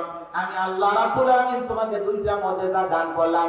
একটা লাঠি ফেরালে সাপ হয়, আর বগলের নিচে থেকে হাত বের করলে ধবধবে সাদা উজ্জ্বল চমৎকারে দেখায়, আলো ঝলমলে আলো হয়। আল্লাহু আকবার বলেন। এই যে দুইটা মুজিজা দান করলাম, এইবার তোমার দায়িত্ব হলো ইযহাব ইলা ফিরআউনা ইন্নাহু তাগা। ও নবী মুসা, ফিরআউনের নিকট চলে যাও, ও সীমা লঙ্ঘন করেছে, যাও যাও ওর নিকট যা বলে, ফিরআউন রে তোর বানো আইন দিয়ে আর সমাজ রাষ্ট্র চলবে না, এখন থেকে আল্লাহর আইন দিয়ে আমি সরে চলবি। আল্লাহু আকবার। এইবার মুসা নবী ডেকে বলে, আল্লাহ আপনি কি ভুলে গেছেন আমি ফিরআউনের দরবারে মার্ডার কেসের আসামি, গেলেই তো ফাঁসি দিয়ে মারবে। আমার আল্লাহ ডেকে বলে, পয়গম্বর ভয় পাওয়ার কোনো কারণ নাই, আমি আল্লাহ যার সাথে আছি, কোন জালেম ফাঁসি দিয়ে মারতে পারবে না, আগুনে পোড়ায় মারতে পারবে না, পানিতে ডুবাইয়া মারতে পারবে না। আমি আল্লাহ যার সাথে আছি, পৃথিবীর সমস্ত শক্তি একত্রিত করেও তার 1 ইঞ্চি কেউ ক্ষতি করতে পারবে না। আল্লাহু আকবার। আল্লাহ যদি কারো সাথে থাকার কিছু লাগে ভাই, আমার ভাইরা দিল দিয়ে কথাগুলো বোঝার চেষ্টা করবেন। আল্লাহর পয়গম্বর মূসা আলাইহিস সালাম ডেকে বলেন, আল্লাহ আমি যাইতে চাই, কিন্তু আমার অন্তরে একটু ভয় করে, দুরুদ আপনার কাছে একটু দোয়া করি। ছোটবেলায় যখন মুক্তবি পড়তাম, হুজুর যখন আমার হাতে কোরআন তুলে দিয়েছিল তখন এই দোয়াটা পড়িয়েছিল। মনে মনে ভেবেছিলাম এটা মনে হয় কোরআন খোলার দোয়া। কথা বুঝতে পেরেছি? তাফসীর পড়তে গিয়ে বুঝলাম না, না, আল্লাহর নবী মূসা আলাইহিস সালাম যখন জালেম ফিরাউনের নিকট দাওয়াত দিতে যাবেন, সেই সময় এই দোয়া আল্লাহর কাছে করে বলেন, আল্লাহ রাব্বিশরাহ লি সাদরি ওয়া ইয়াসসির লি আমরি ওয়াহলুল উকদাতাম মিন লিসানি ইয়াফকাহু কওলি ওয়াজআলনি ওয়াজিরাম মিন আহলি হারুন আখি। আল্লাহর পয়গম্বর ডেকে বলেন, হে আমার রব, আমার বক্ষকে প্রশস্ত করে দাও, আমার কাজকে সহজ করে দিন, আমার জিহ্বার জড়তাকে দূর করে দিন, আর আমার পরিবারের মধ্যে মানুষই সবাই যেন আমার কথা বুঝতে পারে, আর আমার পরিবারের মধ্য থেকে আমার ভাই হারুনকে আপনি নবুয়ত দান করুন। আল্লাহ তাআলা ডেকে বলে, পয়গম্বর দোয়া মঞ্জুর করা হয়ে গেল, তুমি এবং তোমার ভাই হারুন দুইজনকে আমি আল্লাহ তাআলা নবুয়ত দান করলাম। বলুন সুবহানাল্লাহ।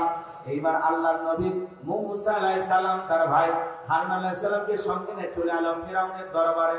ফিরাউনের দরবারে আসার পরে আমার ভাইরা ফিরাউনের সমস্ত দলবল সবার সামনে আল্লাহর পয়গম্বর মূসা আলাইহিস সালাম ডেকে বলতেছেন, ওয়াকালা মূসা ইয়া ফিরআউনু ইন্নী রাসূলুম মির রাব্বিল আলামিন।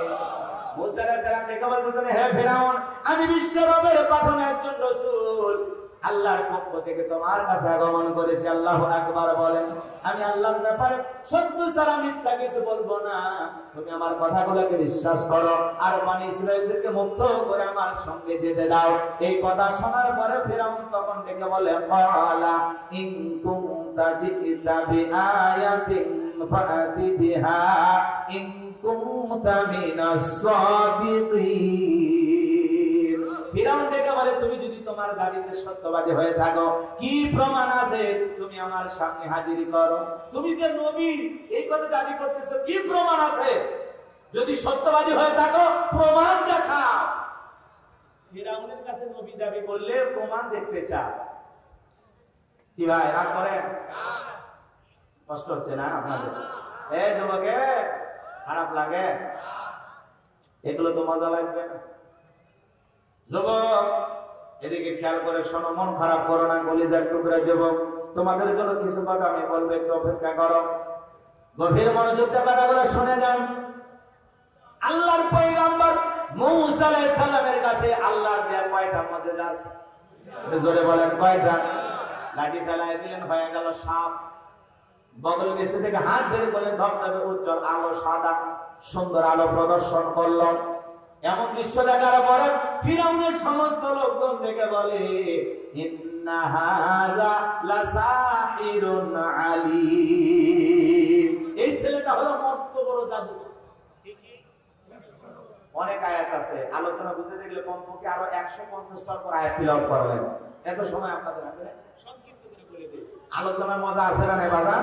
এখন খালি কোরআন টু কোরআন আলোচনা। লিল্লাহি তাকবীর। কি বলতেছে? এই ছেলেটা মস্ত বড় জাদুকর। কারণ ওই দেশে জাদুর ব্যাপক প্রচার প্রসার ছিল। যে সমাজে যেটা প্রচার থাকে, যেমন আমাদের সমাজে এখন প্রচার আছে প্রচুর সুদ, ঘুষ, অনলাইনে জুয়া। ঘরে ঘরে জান্নাতে যাওয়ার জন্য মোবাইল, এটা তো জাহান্নামে নিয়ে যাচ্ছে আমাদেরকে।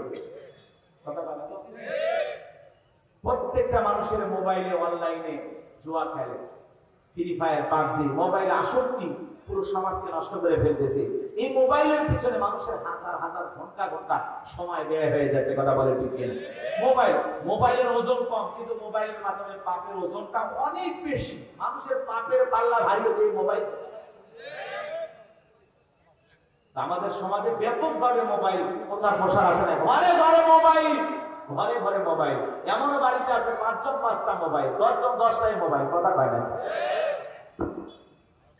আজকে সমাজ ধ্বংস হচ্ছে কি কারণে? গুনাহ বাড়তেছে কি কারণে? অপরাধ বাড়তেছে কি কারণে? মোবাইলের কারণে। যুব সমাজ অবশ্য আপনাদের এলাকার ভালো আছে, আমি জানি এই ছেলেমেলে খুবই ভালো। আমি অন্য এলাকার কথা বলতেছি। এলাকার ছেলেরা মানে টাচ মোবাইল নাই না? আছে, কার কার আছে?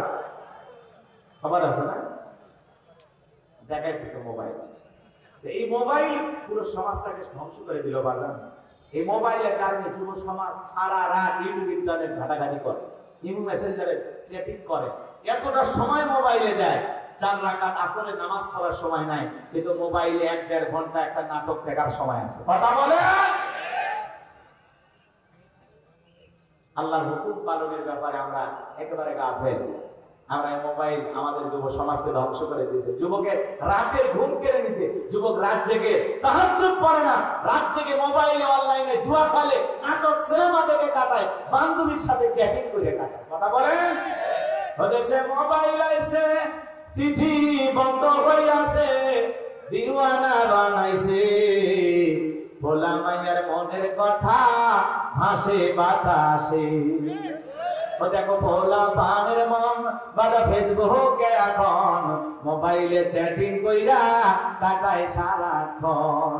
এই মোবাইল পাইয়া দেখো মদনের মাইয়া, এই মোবাইল পাইয়া দেখো মদনের মাইয়া কি কাণ্ড ঘটাইছে, স্বামী সংসার রাইখা নাকি পালাইয়া গেছে, স্বামী সংসার রাইখা নাকি পালাইয়া গেছে। 2 বাচ্চার মা, 4 বাচ্চার মা সন্তান রাইখে পরকীয়া প্রেম করে আরেকটা পুরুষের হাত ধরে পালিয়ে যায়। যে নারী স্বামী রেখে সন্তান রেখে আরেকটা পরপুরুষের হাত ধরে পালিয়ে যায়, এটা নারী জাতির কলঙ্ক। কথা বলেন? এই যে রংপুরে দেখলেন না, স্বামী কাজ থেকে ফিরে এসেছে, বিবিকে সারপ্রাইজ দেবে যে আজকে আমার বিবি, আমার কাজ শেষ, আমি আজকে অতি দ্রুত বাসায় ফিরবো, আমি আমার বউকে চমকে দেব।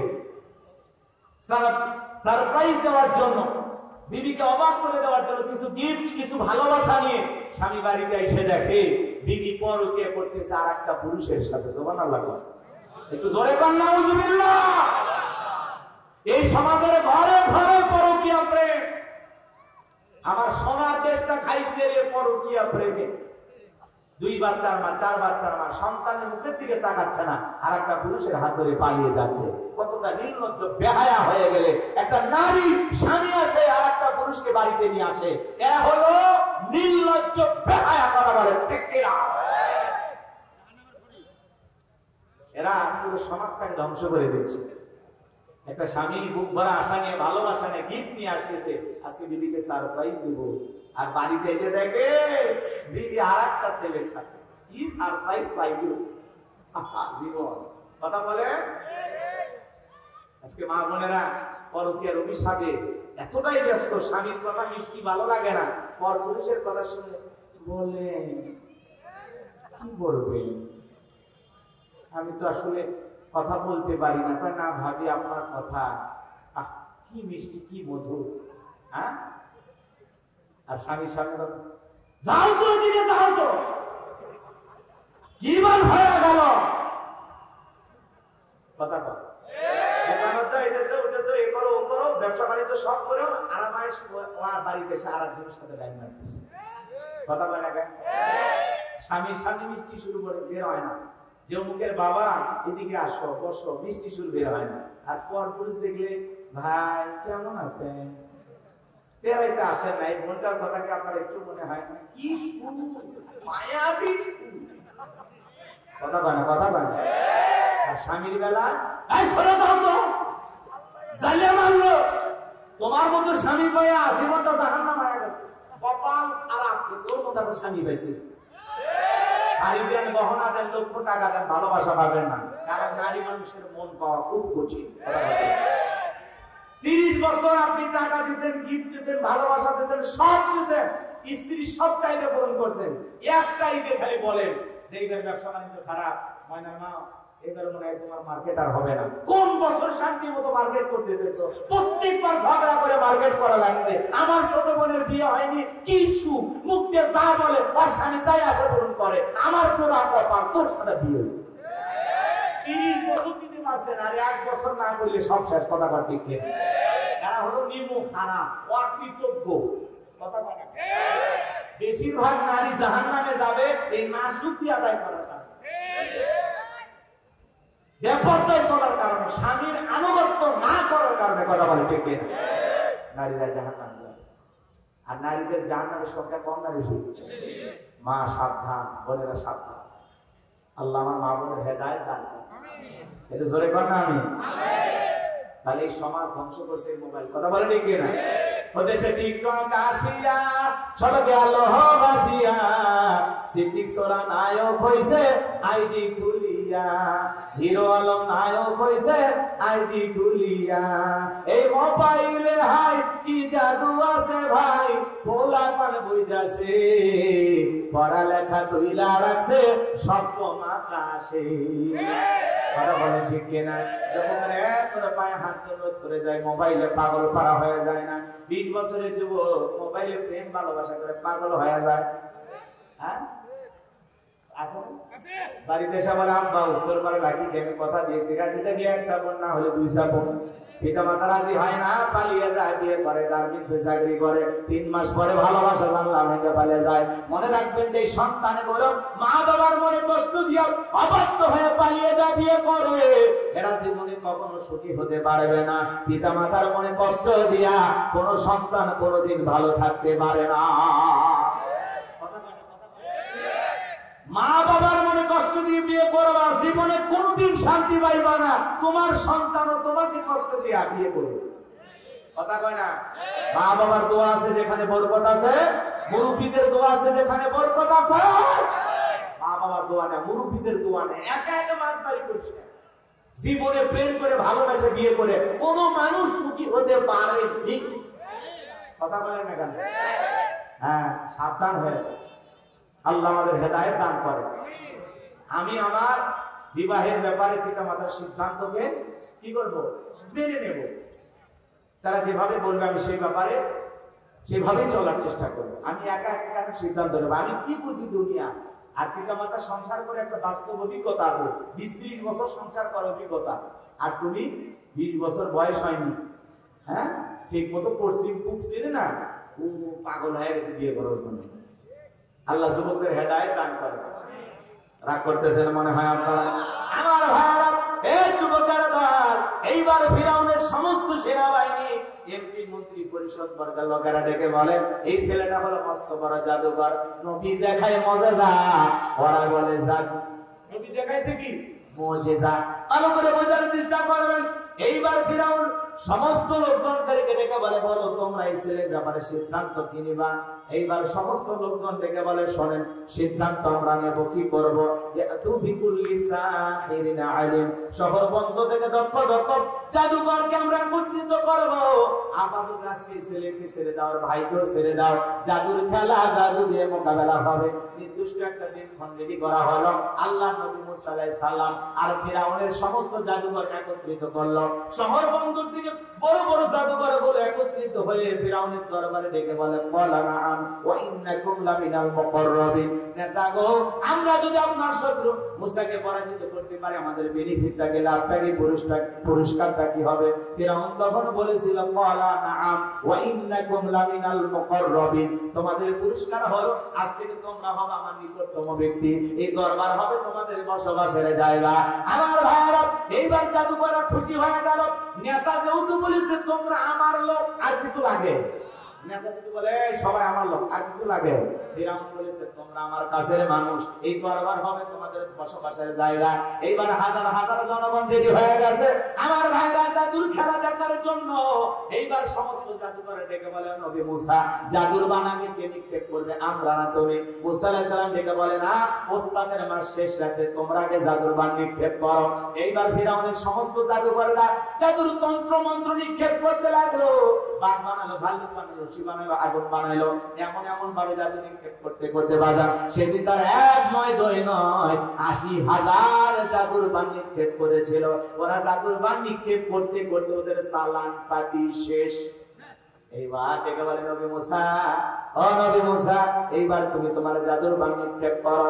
আমার আল্লাহ রাব্বুল আলামিন বলেন, ওয়া আওহাইনা ইলা মুসা আন আলকি আসাকা ফাইযা হিয়া তালকাফু মা ইয়াফিকুন। আল্লাহ ওহীর মাধ্যমে জানায় দিলেন, ও নবী মুসা, তোমার ডান হাতের লাঠিকে শুধুমাত্র ছেড়ে দাও। পয়গম্বর লাঠি ছেড়ে দিলেন, হয়ে গেল বিশাল বড় সাপ। যেই সাপের ঠোঁটটা নিচুদের, উপরের ঠোঁটটা 80 ফিট উঁচুদের, এত বিশাল আকৃতির সাপ কোন মানুষ কোনদিন এত লম্বা এত বড় সাপ চোখে দেখে নাই। সমস্ত জাদুগুলো এক নিঃশ্বাসে খায়া ফিরাউনকে ডেকে বলে, ফিরাউন রে, আরো কি জাদু আছে? এই দৃশ্য দেখার পরে ফিরাউনের পিছনের রাস্তাতে গরম হাওয়া বের হয়ে গেল। এই দৃশ্য দেখার পরে ফিরাউনের সামনে সমস্ত জাদুকররা বুঝতে পেরেছে নবী মুসা আলাইহিস সালাম যেটা দেখালো এটা জাদু না, এটা জাদুর দাদু। ওরা বুঝতে পেরেছে যে এটা কোনো জাদু করে জাদু হতে পারে না। নবী মুসা যে আল্লাহর কথা বলে, নিঃসন্দেহে এটা সে আল্লাহর পক্ষ থেকে একটা ক্ষমতা। তখন তারা কি করলো? ওয়া উলকিয়াস সাহারাতু সাজিদিন, সবাই সিজদায় মাথা নত করলো এবং ঘোষণা করলো, ক্বালু আমান্না বিরাব্বিল ইন রাব্বি মুসা ওয়া হারুন। তারা বলল, আমরা ঈমান আনলাম বিশ্ব নবীর প্রতি, যিনি মুসা এবং হারুনের প্রতিপালক। তারা ঈমান গ্রহণ করলো। সঙ্গে সঙ্গে যখন তার মুসলমান হয়ে গেল, ফিরাউনের রাগ বেড়ে গেল। ডেকে বলে, শোনো, আমার হুকুম ছাড়াই তোমরা মুসলমান হয়ে গেল, ঈমান আনলাম, তোমাদের সাহস তো কম নয়। আমি তোমাদের হাত পা কেটে নেব, শুলিতে চড়াবো, ফাঁসি দিয়ে মারবো। নতুন ঈমানদার যারা এইমাত্র ঈমান আনলো, এদের স্পিরিট পাওয়ার কত ছিল জানেন? এরা তখন ডেকে বলতেছে, ফিরাউন রে, তোর মতো নেতারে চামচামি করে মরার চাইতে ঈমান এনে মরাই ভালো। আল্লাহু আকবার। ফিরাউন তখন বলে, দেখে নেওয়া হবে, হাত পা কেটে নেব, শুলিতে চড়াবো। জালেমেরা যখন পারে না, হুমকি বলে, দেখে নেওয়া হবে। পরে কে কারে দেখে, ওরা সবটাই লেগেছে। কথা কয়, আমরা আসি তো, ওরা নেন। হ্যাঁ, জেলখানায় দীপুমণি সেদিন আদালতে হাজিরা দিতে এসে বলে, আমি কি মরে প্রমাণ করবো আমি অসুস্থ? আলেমেরা হাত করা নিয়ে হাসপাতালে এসেছিল। আলেমদেরকে পরিকল্পিত ভাবে দায়ী করে দেওয়া হয়েছে। কথা বলে ঠিক না? আল্লামা সাঈদী হুজুরকে যেই মানুষটা এত সুন্দর হাসি দিল, সেই মানুষটাকে পরিকল্পনা করে হত্যা করা হয়েছে। কথা বলে ঠিক না? হয়ে গেল আলেমদের তালিকা করেছিল 116 জন আলেমের তালিকা। আমার মতো ভাঙ্গা হুজুর, আমার রোল নাম্বার ছিল 23। হ্যাঁ, আপনারা ছিলেন না, বাকিরা ঢুকিয়েছেন। কথা কি বুঝতে পেরেছেন? যারা আলেমদের তালিকা করেছিল, ঘাতক দালাল নির্মূল কমিটির সদস্যরা, কি না, ঘাতক দালাল নির্মূল কমিটির সদস্য, এরা আলেমদের তালিকা করেছিল। আজকে ওরা বিনা তালিকায় জেলখানা। যে বিচারক মানিক আল্লামা সাঈদী হুজুরকে মৃত্যুদণ্ডের রায় দিয়েছিল, সেই বিচারক আজকে জেলখানায় বন্দী। কথা বলে ঠিক না? আজকে দীপুমণি কাঁদে, পলক সাহেব কাঁদে। পলক সাহেব বলতেছে, চূড়ান্ত ফয়সালা আছে, আমি বিশ্বাস করি এই দিন আর দিন থাকবে না, একদিন বিচার হবে। আর আমাকে যদি সুযোগ দেওয়া হয়, আগামী নির্বাচনে আমি অংশগ্রহণ করব। কি ডায়লগ এদের! কেউ বলে মরে প্রমাণ করবো, দীপুমণি বলতেছে মরে। একটা মারাই গেল কয়েকদিন আগে, মারা গেছে না? বড়াই করবেন না। চিন্তা করেন, এক সময় এমপি মন্ত্রী তারা আজকে কি জেলখানায়। বাবা যা, বাবা যা। এই জন্য ক্ষমতা পাইলে ক্ষমতার অপব্যবহার করতে নাই। ক্ষমতাকে নিয়ামত মনে করা লাগে, জনগণকে আমানত মনে করে দায়িত্ব সঠিকভাবে পালন করা লাগে। আপনারা নাটক করবেন, ইন্টারনেট বন্ধ করিনি, বন্ধ হয়ে গেছে। হ্যাঁ, জাতির সাথে তামাশা করে। শিক্ষামন্ত্রী ছিলেন, কি শিক্ষা দিয়েছেন সন্তানদেরকে? একদম একদম ঘোরাঘুম। কই, প্রত্যেকটা শিক্ষা প্রতিষ্ঠানে পারতেন না একটা ধর্মীয় শিক্ষক নিয়োগ দেওয়ার জন্য? দিতে পারেন না। কথা বলেন। এখন আবার নতুন যারা আছে উপদেষ্টা, এরা আবার সঙ্গীত শিল্পী, গানের শিল্পী। যারা গান বাদ্য এগুলো শিক্ষা দেবে, এরকম গানের শিক্ষক নিয়োগ দেওয়ার পাই তারা করতেছে। আমরা জীবিত থাকতে হবে নাকি? আবার ইউনুসের জন্ম হবে, তাও পারবে না। কথা বলে ঠিক না? বিগত ফ্যাসিস্ট হাসিনা সরকার পারেনি, আর এরা কয়েকদিনের সরকার। এরা নাকি প্রত্যেকটা শিক্ষা প্রতিষ্ঠানে প্রাথমিক পর্যায়ে একজন করে গানের শিক্ষক নিয়োগ দেবে। এমনি বাচ্চাদের গানের খেলায় থাকা না, ছোট ছোট বাচ্চা, হ্যাঁ ঠিক মতো প্রেসার পন্ডিত হয়ে করা লাগবে, বোঝে না। ওই ছিল 12 টাকা মুখস্থ করে রাখছে, কথা বল ঠিক কিনা? এক একটা আরে বাচ্চা কাচ্চা কন্ট্রোল করা কঠিন। ওপেন প্ল্যাটফর্ম দুনিয়াতে, ইউটিউব ইন্টারনেটে ধরে সারা দুনিয়া ঘেরে ফেলে দিয়েছে, সেই বাচ্চাদেরকে কন্ট্রোল করা কঠিন। হ্যাঁ, আবার যদি পরিকল্পনা করে প্রত্যেকটা শিক্ষা প্রতিষ্ঠানে একজন করে গানের শিক্ষক থাকে, আর যদি ওরা সপ্তাহে 2-3 জন গানের রিহার্সাল দেয়, সারে গামা পারিদা সন্তানরা ভালো হবে না খারাপ হবে? মানে পরিকল্পনা করে আমাদের সন্তানদেরকে জাহান্নামে নিয়ে যাওয়ার পাই তারা করতেছে, কথা বলে ঠিক কিনা? এটা মুসলমানের দেশে সম্ভব হবে? গানের শিক্ষক লাগে না, তা তোদের বাড়িতে গানের শিক্ষক নিয়োগ দে। মুসলমানের শিক্ষা প্রতিষ্ঠানে কোন গানের শিক্ষক নিয়োগ দেওয়া যাবে না, তাহলে প্রত্যেকটা শিক্ষা প্রতিষ্ঠানে ধর্মীয় শিক্ষক চায়। গানের শিক্ষক, গানের শিক্ষক লাগবে? হ্যাঁ, এমনি অস্থির গান কাটি। হ্যাঁ, বাচ্চা কাচ্চা কন্ট্রোল করা যাচ্ছে না। হ্যাঁ, হুজুর বলেন আর হুজুর বলেন, সবার বাড়িতে একই অবস্থা, গান বাজনা আছে না? ছোট ছোট বাচ্চারা গান করে, কন্ট্রোল করা কঠিন। কি রাগ করছেন? করে নাই, শেষ দোয়া দোয়া করবো। আচ্ছা, শেষ খেলাটা খেলবেন না? ফাইনাল খেলা আছে, ফাইনাল খেলা। একটা তাকবীর দেন, লিল্লাহির তাকবীর। বাজান গো আমার, এইবার মনোযোগ দিয়ে কথাগুলো শোনেন। শেষ খেলাটায় আপনারা মজা পাবেন, এই দিক খেয়াল করে শোনেন। সমস্ত মানুষ যখন কালেমা পড়ে মুসলমান হলো, জাদুঘরে যখন কালেমা পড়ে মুসলমান হয়ে গেল, দলে দলে যখন মানুষ কালেমা পড়ে মুসলমান হতে লাগলো, মুসলমানের প্রতি বিশ্বাস স্থাপন করতে লাগলো, ঈমান আনা শুরু করলো, ফিরাউনের রাগ আরো বাইরে গেল। অনেক ঘটনা আছে, সর্বশেষ যে কথাটা বলতে চাচ্ছিলাম, এইবার ফিরাউন তার দল বল নিয়ে, সাঙ্গ পাঙ্গ নিয়ে, বিশাল একটা বাহিনী নিয়ে আল্লাহ নবী মুসা আলাইহিস সালাম এবং তার উম্মতদেরকে আক্রমণ করার জন্য রওনা করেছে। আমার ভাইরা, এইবার দৌড়াইতে দৌড়াইতে দৌড়াইতে পয়গম্বর মুসা আলাইহিস সালাম তার অনুসারীদেরকে নিয়ে যখন ভালো করে বোঝার চেষ্টা করবেন, দরিয়ার নিকটবর্তী স্থানে চলে গেছে, একেবারে দরিয়ার কিনারায় চলে গেছে। উম্মতের একেবারে পয়গম্বর আর বুঝি বাঁচা গেলাম, হয় ফিরাউনের সেনাবাহিনীর হাতে মরতে হবে, আর না হলে দরিয়ার পানিতে চুবায় মারা লাগবে, সারা তার রাস্তা দেখি না। মুসা আলাইহিস সালাম ডেকে বলে, আমার উম্মতেরা, ঘাবড়ানোর কোনো কারণ নাই, টেনশন নেবার কোনো কারণ নাই। এখানে শুধু আমরাই নাই, আমাদের সাথে আরেকজন আছেন, তিনি কে? আরেকটু জোরে বলেন কি? মুমিনেরা যখন বিপদে পড়বে সাহায্য করবে কার কাছ থেকে? আল্লাহ সাহায্য করবে। এদিকে খেয়াল করে শোনেন, আল্লাহ ডেকে বলে, পয়গম্বর এতদিন দেখেছো লাঠি বানালে সাপ হয়, ওই একই লাঠিটা সমুদ্রে পানিতে আঘাত করো, আমি আল্লাহ তোমাদের জন্য ভিআইপি রাস্তা বানায় দেব। মুসা আলাইহিস সালাম আল্লাহর আদেশ পেয়ে যখন নদীর সমুদ্রে পানিতে আঘাত করলেন, বাজান বিশাল বিশাল রাস্তা তৈরি হয়ে গেল। আল্লাহ রাব্বুল আলামিন ডেকে বলে, পয়গম্বর তুমি তোমার উম্মতদেরকে নিয়ে নিরাপদে রাস্তা পার হয়ে যাও। চিৎকার করে বলুন আল্লাহু আকবার। পয়গম্বর মুসা আলাইহিস সালাম তার উম্মতদেরকে নিয়ে, অনুসারীদেরকে নিয়ে নিরাপদে চলে গেল। ফিরাউন সমুদ্রের কিনারে এসে দেখে ভিআইপি রাস্তা, ও মনে করছে আর বাপ দাদা বানায় গেছে। এইবার সমস্ত অনুসারীদেরকে বলতেছে, তাড়াতাড়ি ওঠো, এই রাস্তা দিয়ে মুসা নবী চলে গেছে, তাড়াতাড়ি ওঠো, এক কোনো বাকি থাকবে না। সবাইকে নিয়ে যখন জালেম ফিরাউন মিশরের বাদশা নিজেকে রব বলে দাবি করেছিল, এরা যখন সমুদ্রের পানির মাঝামাঝি চলে গেছে, আল্লাহ তখন ডেকে বলে, ও সমুদ্রের পানি তুমি হুকুম মানো কার? একই রাস্তা ঈমানদারদের জন্য নিরাপদ, আর জালেমদের জন্য গজব। একই রাস্তা ভালো করে বলবেন। এরা যখন সমুদ্রের মাঝামাঝি চলে গেছে, আল্লাহর পক্ষ থেকে সমুদ্রের পানির ভিতর উথাল পাতাল ঢেউ সৃষ্টি হয়ে গেল। উথাল পাতাল ঢেউ ফিরাউনের সেলাসামুন্ডা যা ছিল বাজান, পানি খায়া সুপা মরে সব শেষ। সবগুলো পানি খায়া সুপা মরে শেষ, বাঁচে আছে বড়রা। বড়টা কি? ফিরাউন মরার আগে কি নাটক করতেছে আল্লাহর সাথে জানেন? আল্লাহকে ডেকে বলতেছেন, ফিরাউন মরার আগে কি বলতেছে আল্লাহকে জানেন?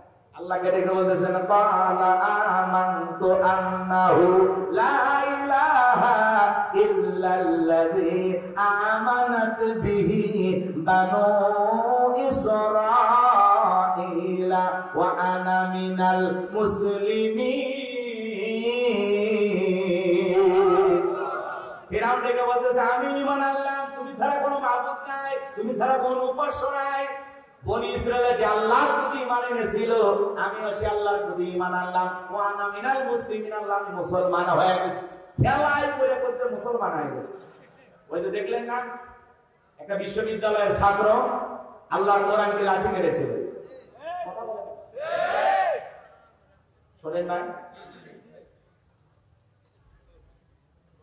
নর্থ সাউথ ইউনিভার্সিটির এক ছাত্র আল্লাহর কোরআনকে লাঠি মেরেছিল। এই বেঈমানকে যখন ধরা হয়েছে, ধরার পরে বলতেছে আমার ভুল হয়েছে, ক্ষমা চাই। আবার কেউ সুশীল বুদ্ধিজীবীরা বলতেছে এই নাকি ভারসাম্যহীন পাগল, এ নাকি মাথা ঠিক নাই, এ নাকি পাগল। আর ভার্সিটিতে পড়াইছে, কোনোদিন পাগল হতে পারে? কথা বলেন। আল্লাহর কোরআনের গায়ে যে লাঠি মেরেছে, আমরা বলতে চাই এই দেশে এমন আইন পাস করুন যে পা যে লাঠি মেরেছে ওই পা কেটে ফেলা হবে। এই হাতকে আল্লাহর কোরআনকে অপমাননা করা হবে, ওই হাত কেটে ফেলে দেওয়া হবে। আল্লাহর কোরআনের অপমাননা মেনে নেওয়া হবে না। ৯৯% মুসলমানের দেশে আল্লাহর পবিত্র কোরআনকে লাথি মারা হবে, অপমান করা হবে। আমরা মুসলমানরা এটা মেনে নেব না। আল্লাহর কোরআনের বুকে লাথি মারা মানে পুরো পৃথিবীর ২০০ কোটি মুসলমানের বুকে লাথি মারা। হ্যাঁ, ইউনিভার্সিটিতে পড়েও নাকি পাগল। ওই পাগলের চিকিৎসা কেমনে করার আগে আমরা মুসলমানেরা জানি। কথা বলে ডেকে না? টাকাকে আল্লাহর কোরআনকে অপমাননা করেছে, পবিত্র কোরআনের অপমাননা মুসলমানেরা মেনে নিতে পারে? বলেন আল্লাহর কোরআনের অপমাননা মেনে নেওয়া যাবে না। মনে রাখবেন, যারা নবীদেরকে অপমাননা করে, আল্লাহর কোরআনকে অপমাননা করে, এরা কখনো মুসলমান হতে পারে না। এরা দারুস সন্তান। কথা বলে ডেকে না? এক মহিলা ফেসবুক লাইভ এসে বলতেছে এই যে কোরআন, আপনাদের কোরআন আমি এখন অপমান করি, যদি ছিঁড়ে ফেলে দেই, যদি লাঠি মারি, যা খুশি তাই করি। একজন নারী, তারা কোরআনকে বিশ্বাস করে না। যারা আল্লাহর কোরআনকে বিশ্বাস করে না, এরা কখনো মানুষ হতে পারে? এরা কি? এরা নাস্তিক। এরা কি? এরা কি? আল্লাহর কোরআনকে লাঠি মারছে বাজান, এই দুঃখটা আমরা সহ্য করতে পারি না। কথা বলে ঠিক কিনা? মাঝে মাঝে আল্লাহর কোরআনকে অবমাননা করা হয়। সাতটির এক কুলাঙ্গার আল্লাহর কোরআনকে অবমাননা করেছে, লাঠি মেরেছে। কথা বলে ঠিক কিনা? আমাদেরকে প্রতিবাদী হওয়া লাগবে। ইসলামের সাথে কাউকে তামাশা করতে দেওয়া হবে না। আল্লাহর কোরআনকে অপমাননা করা হবে, আর আমরা মুসলমানরা জীবিত থাকবো এটা মেনে নেওয়া হবে না। ৯৫%, ৯২% মুসলমানের কাছে আমরা পরিষ্কার বলতে চাই, রাষ্ট্রীয়ভাবে আইন পাস করে এদের ফাঁসি দিতে হবে। এদের বেঁচে থাকার অধিকার। কথা বলেন, তুই একটা ফাঁসি দিলে সব ঠান্ডা হয়ে যাবে।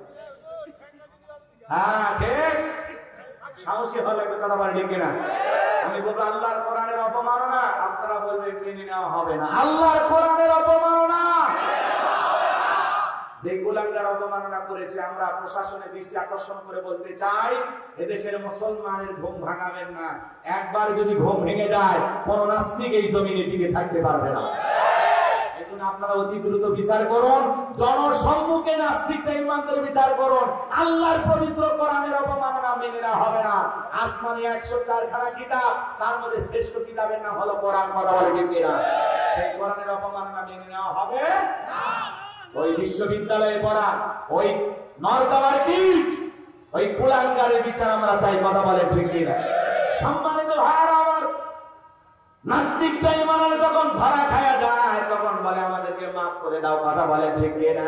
ফিরাউন যখন পানি খাইতেছে, দরিয়ার পানিতে আল্লাহ চুবাইতেছে, তখন কি বলে? ওয়া আনা মিনাল মুসলিমিন, আল্লাহ আমি মুসলমান হয়ে গেছে, আমি আত্মসমর্পণ করেছি, আল্লাহ আমার আর চুবাইও না। আমার আল্লাহ রাব্বুল আলামিন দেখে বলে, ফিরাউনের সারাটা জীবন কি করেছে সেই কথা আল্লাহ রাব্বুল আলামিন পরাইতে জানিয়ে দিলেন। আল আনা ওয়া ক্বাদ আসাইতা ক্বাবলু ওয়া কুনতা মিনাল মুফসিদিন। আল্লাহ দেখে বলে এখন ঈমান আনছো, এখন। এর আগে কি করেছো? সীমা লঙ্ঘন করেছো, অত্যাচার করেছো, নির্যাতন করেছো, জুলুম করেছো, যা ইচ্ছা তাই করেছো, ক্ষমতার দাম্ভিকতায় যা মনে চেয়েছে তাই করেছো। ফিরাউন রে, আজকে আর তোর মুসলমানিত্ব কবুল করা হবে না। তুমি মুসলমান হয়েছো, এই কথা বললেই আজকে কবুল করা হবে না। তুমি ঈমান এনেছো, এই কথা বললেই তোমার কাছে ছাড় দেওয়া হবে না। তোমার পাপের 16 কলা পূর্ণ হয়েছে। ক্ষমতার দাম্ভিকতায় ঘরে ঘরে মূর্তি ঢুকিয়ে দিয়েছো, 40 বছর শিক্ষা ব্যবস্থা বন্ধ করে রেখেছ। তোমার স্ত্রী ঈমান আনার কারণে, আমাকে রব বলে স্বীকার করার কারণে তার নির্যাতন করে বিদায় করে দিয়েছ। তোমার দাসী আমি আল্লাহকে রব বলে স্বীকার করার কারণে গরম তেলে চুবাইয়া তাদেরকে বিদায় করে দিয়েছ। আজকে মুসা এবং তার উম্মতদেরকে আক্রমণ করার জন্য তুমি হামলা চালিয়েছ। ও ফিরাউনের, আজকে মরার আগে শুনে যা, মরার আগে শুনে যা, আমি আল্লাহ রাব্বুল আলামিন তোর লাশটা রেখে দেব পৃথিবীবাসীর জন্য, শিক্ষার জন্য, যাতে তোর মতো ফিরাউনের জন্ম আর পৃথিবীতে না হয়। আর যদি কোনো ফিরাউনের জন্ম হয়, তারা যেন তোর লাশটা দেখে শিক্ষা গ্রহণ করে যে ফিরাউনদের ইতিহাস এইরকমই হয়। আজ মিশরের জাদুঘরে ফিরাউনের লাশটা আছে না নাই? মুসা প্রেমিকেরা যায় পায়ের জুতা খুলে মারে, আর কয় এই সেই ফিরাউন, মার জুতা। 10,000, 20,000, 50,000, 1 লাখ টাকা দামের জুতা পর্যন্ত আবেগের ঠেলায় ফিরাউনের লাশটার দিকে ছুঁড়ে মারে। চিন্তা করেন বাজান, এটা তো ফিরাউনের সুজকি। এটা ফিরাউনের কি? কথা বলা মুশকিল, কারণ খালি সমালোচনা হচ্ছে। এটা ফিরাউনের কি বলেন? এতদিন এরকম অবস্থায় সুটকি হয়ে গেছে, এআই আজকে ফিরাউন পর্যন্ত হাসায় ছাড়ছে। কথা বল না কেন? কি অ্যাপস নামছে বাবা? এজন্য মা বোনদেরকে বলতেছে, মা ছবি যেন আপলোড করেন না, পরে এমন কায়দায় ছবি বানায় দেবে আত্মহত্যা করে মরে যাবে। এ খুবই খারাপ। খবরদার মা বোনেরা কখনো ফেসবুকে ছবি ছাড়বেন না। আল্লাহ মা বোনের হেদায়েত দান করেন। জোরে বলেন আমিন। এআই অ্যাপস এমন একটা ভয়ঙ্কর অ্যাপস, এটা দিয়ে ফিরাউন পর্যন্ত হাসে ছাড়ছে। হ্যাঁ, মানুষ মনে করছে বাঘ তো হাসতেছে। হ্যাঁ, কি একটা অ্যাপস! আপনার চেহারা হুবহু কপি করে উল্টাপাল্টা ছবি বানায় দেবে। কথা বল। একের প্রতারণার জাল ফেলে দিছে। বিভিন্ন নেতাদেরকে উল্টাপাল্টা দেখেছে না, বিশেষ করে নরেন্দ্র মোদী আর আমাদের সাবেক প্রধানমন্ত্রী, এদের যে কার্টুন বানাইছে রে ভাই। হ্যাঁ, মাঝে মাঝে দেখা যাচ্ছে ইউনুস ফুল করলে দৌড়াচ্ছে, পেছনে আমাদের সাবেক প্রধানমন্ত্রী দৌড়াইতেছে। ইউনুস যা গোল দিয়ে চুপ করে বসে আছে। হ্যাঁ, এরকম হয় না? কি অ্যাপস বানাইছে রে ভাই, কঠিন একটা অ্যাপস। রাগ করতেছেন আপনারা, মন খারাপ করবেন না আমার ভাইরা।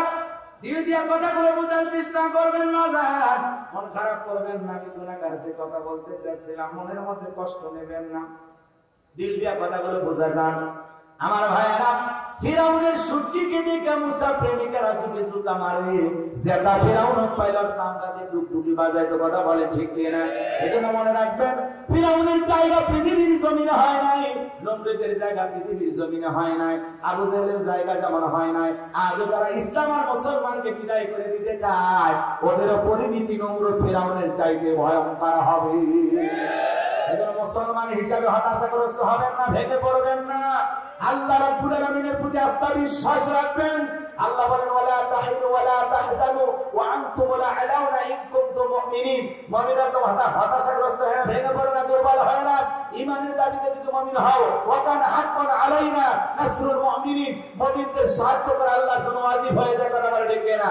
এই জন্য ভাইরা আমার, নমরুদ ফিরাউনের জায়গা যেমন পৃথিবীর জমিনে হয় নাই, যে আল্লাহ ওদের বিদায়ের ঘন্টা বাজিয়েছে, আর যারা মুসলমানের রক্তে খাড়া করে ইসলামকে বুঝে ফেলতে চায়, ওই জালেমদের পৃথিবীর জমিনে জায়গা হবে না, হবে না।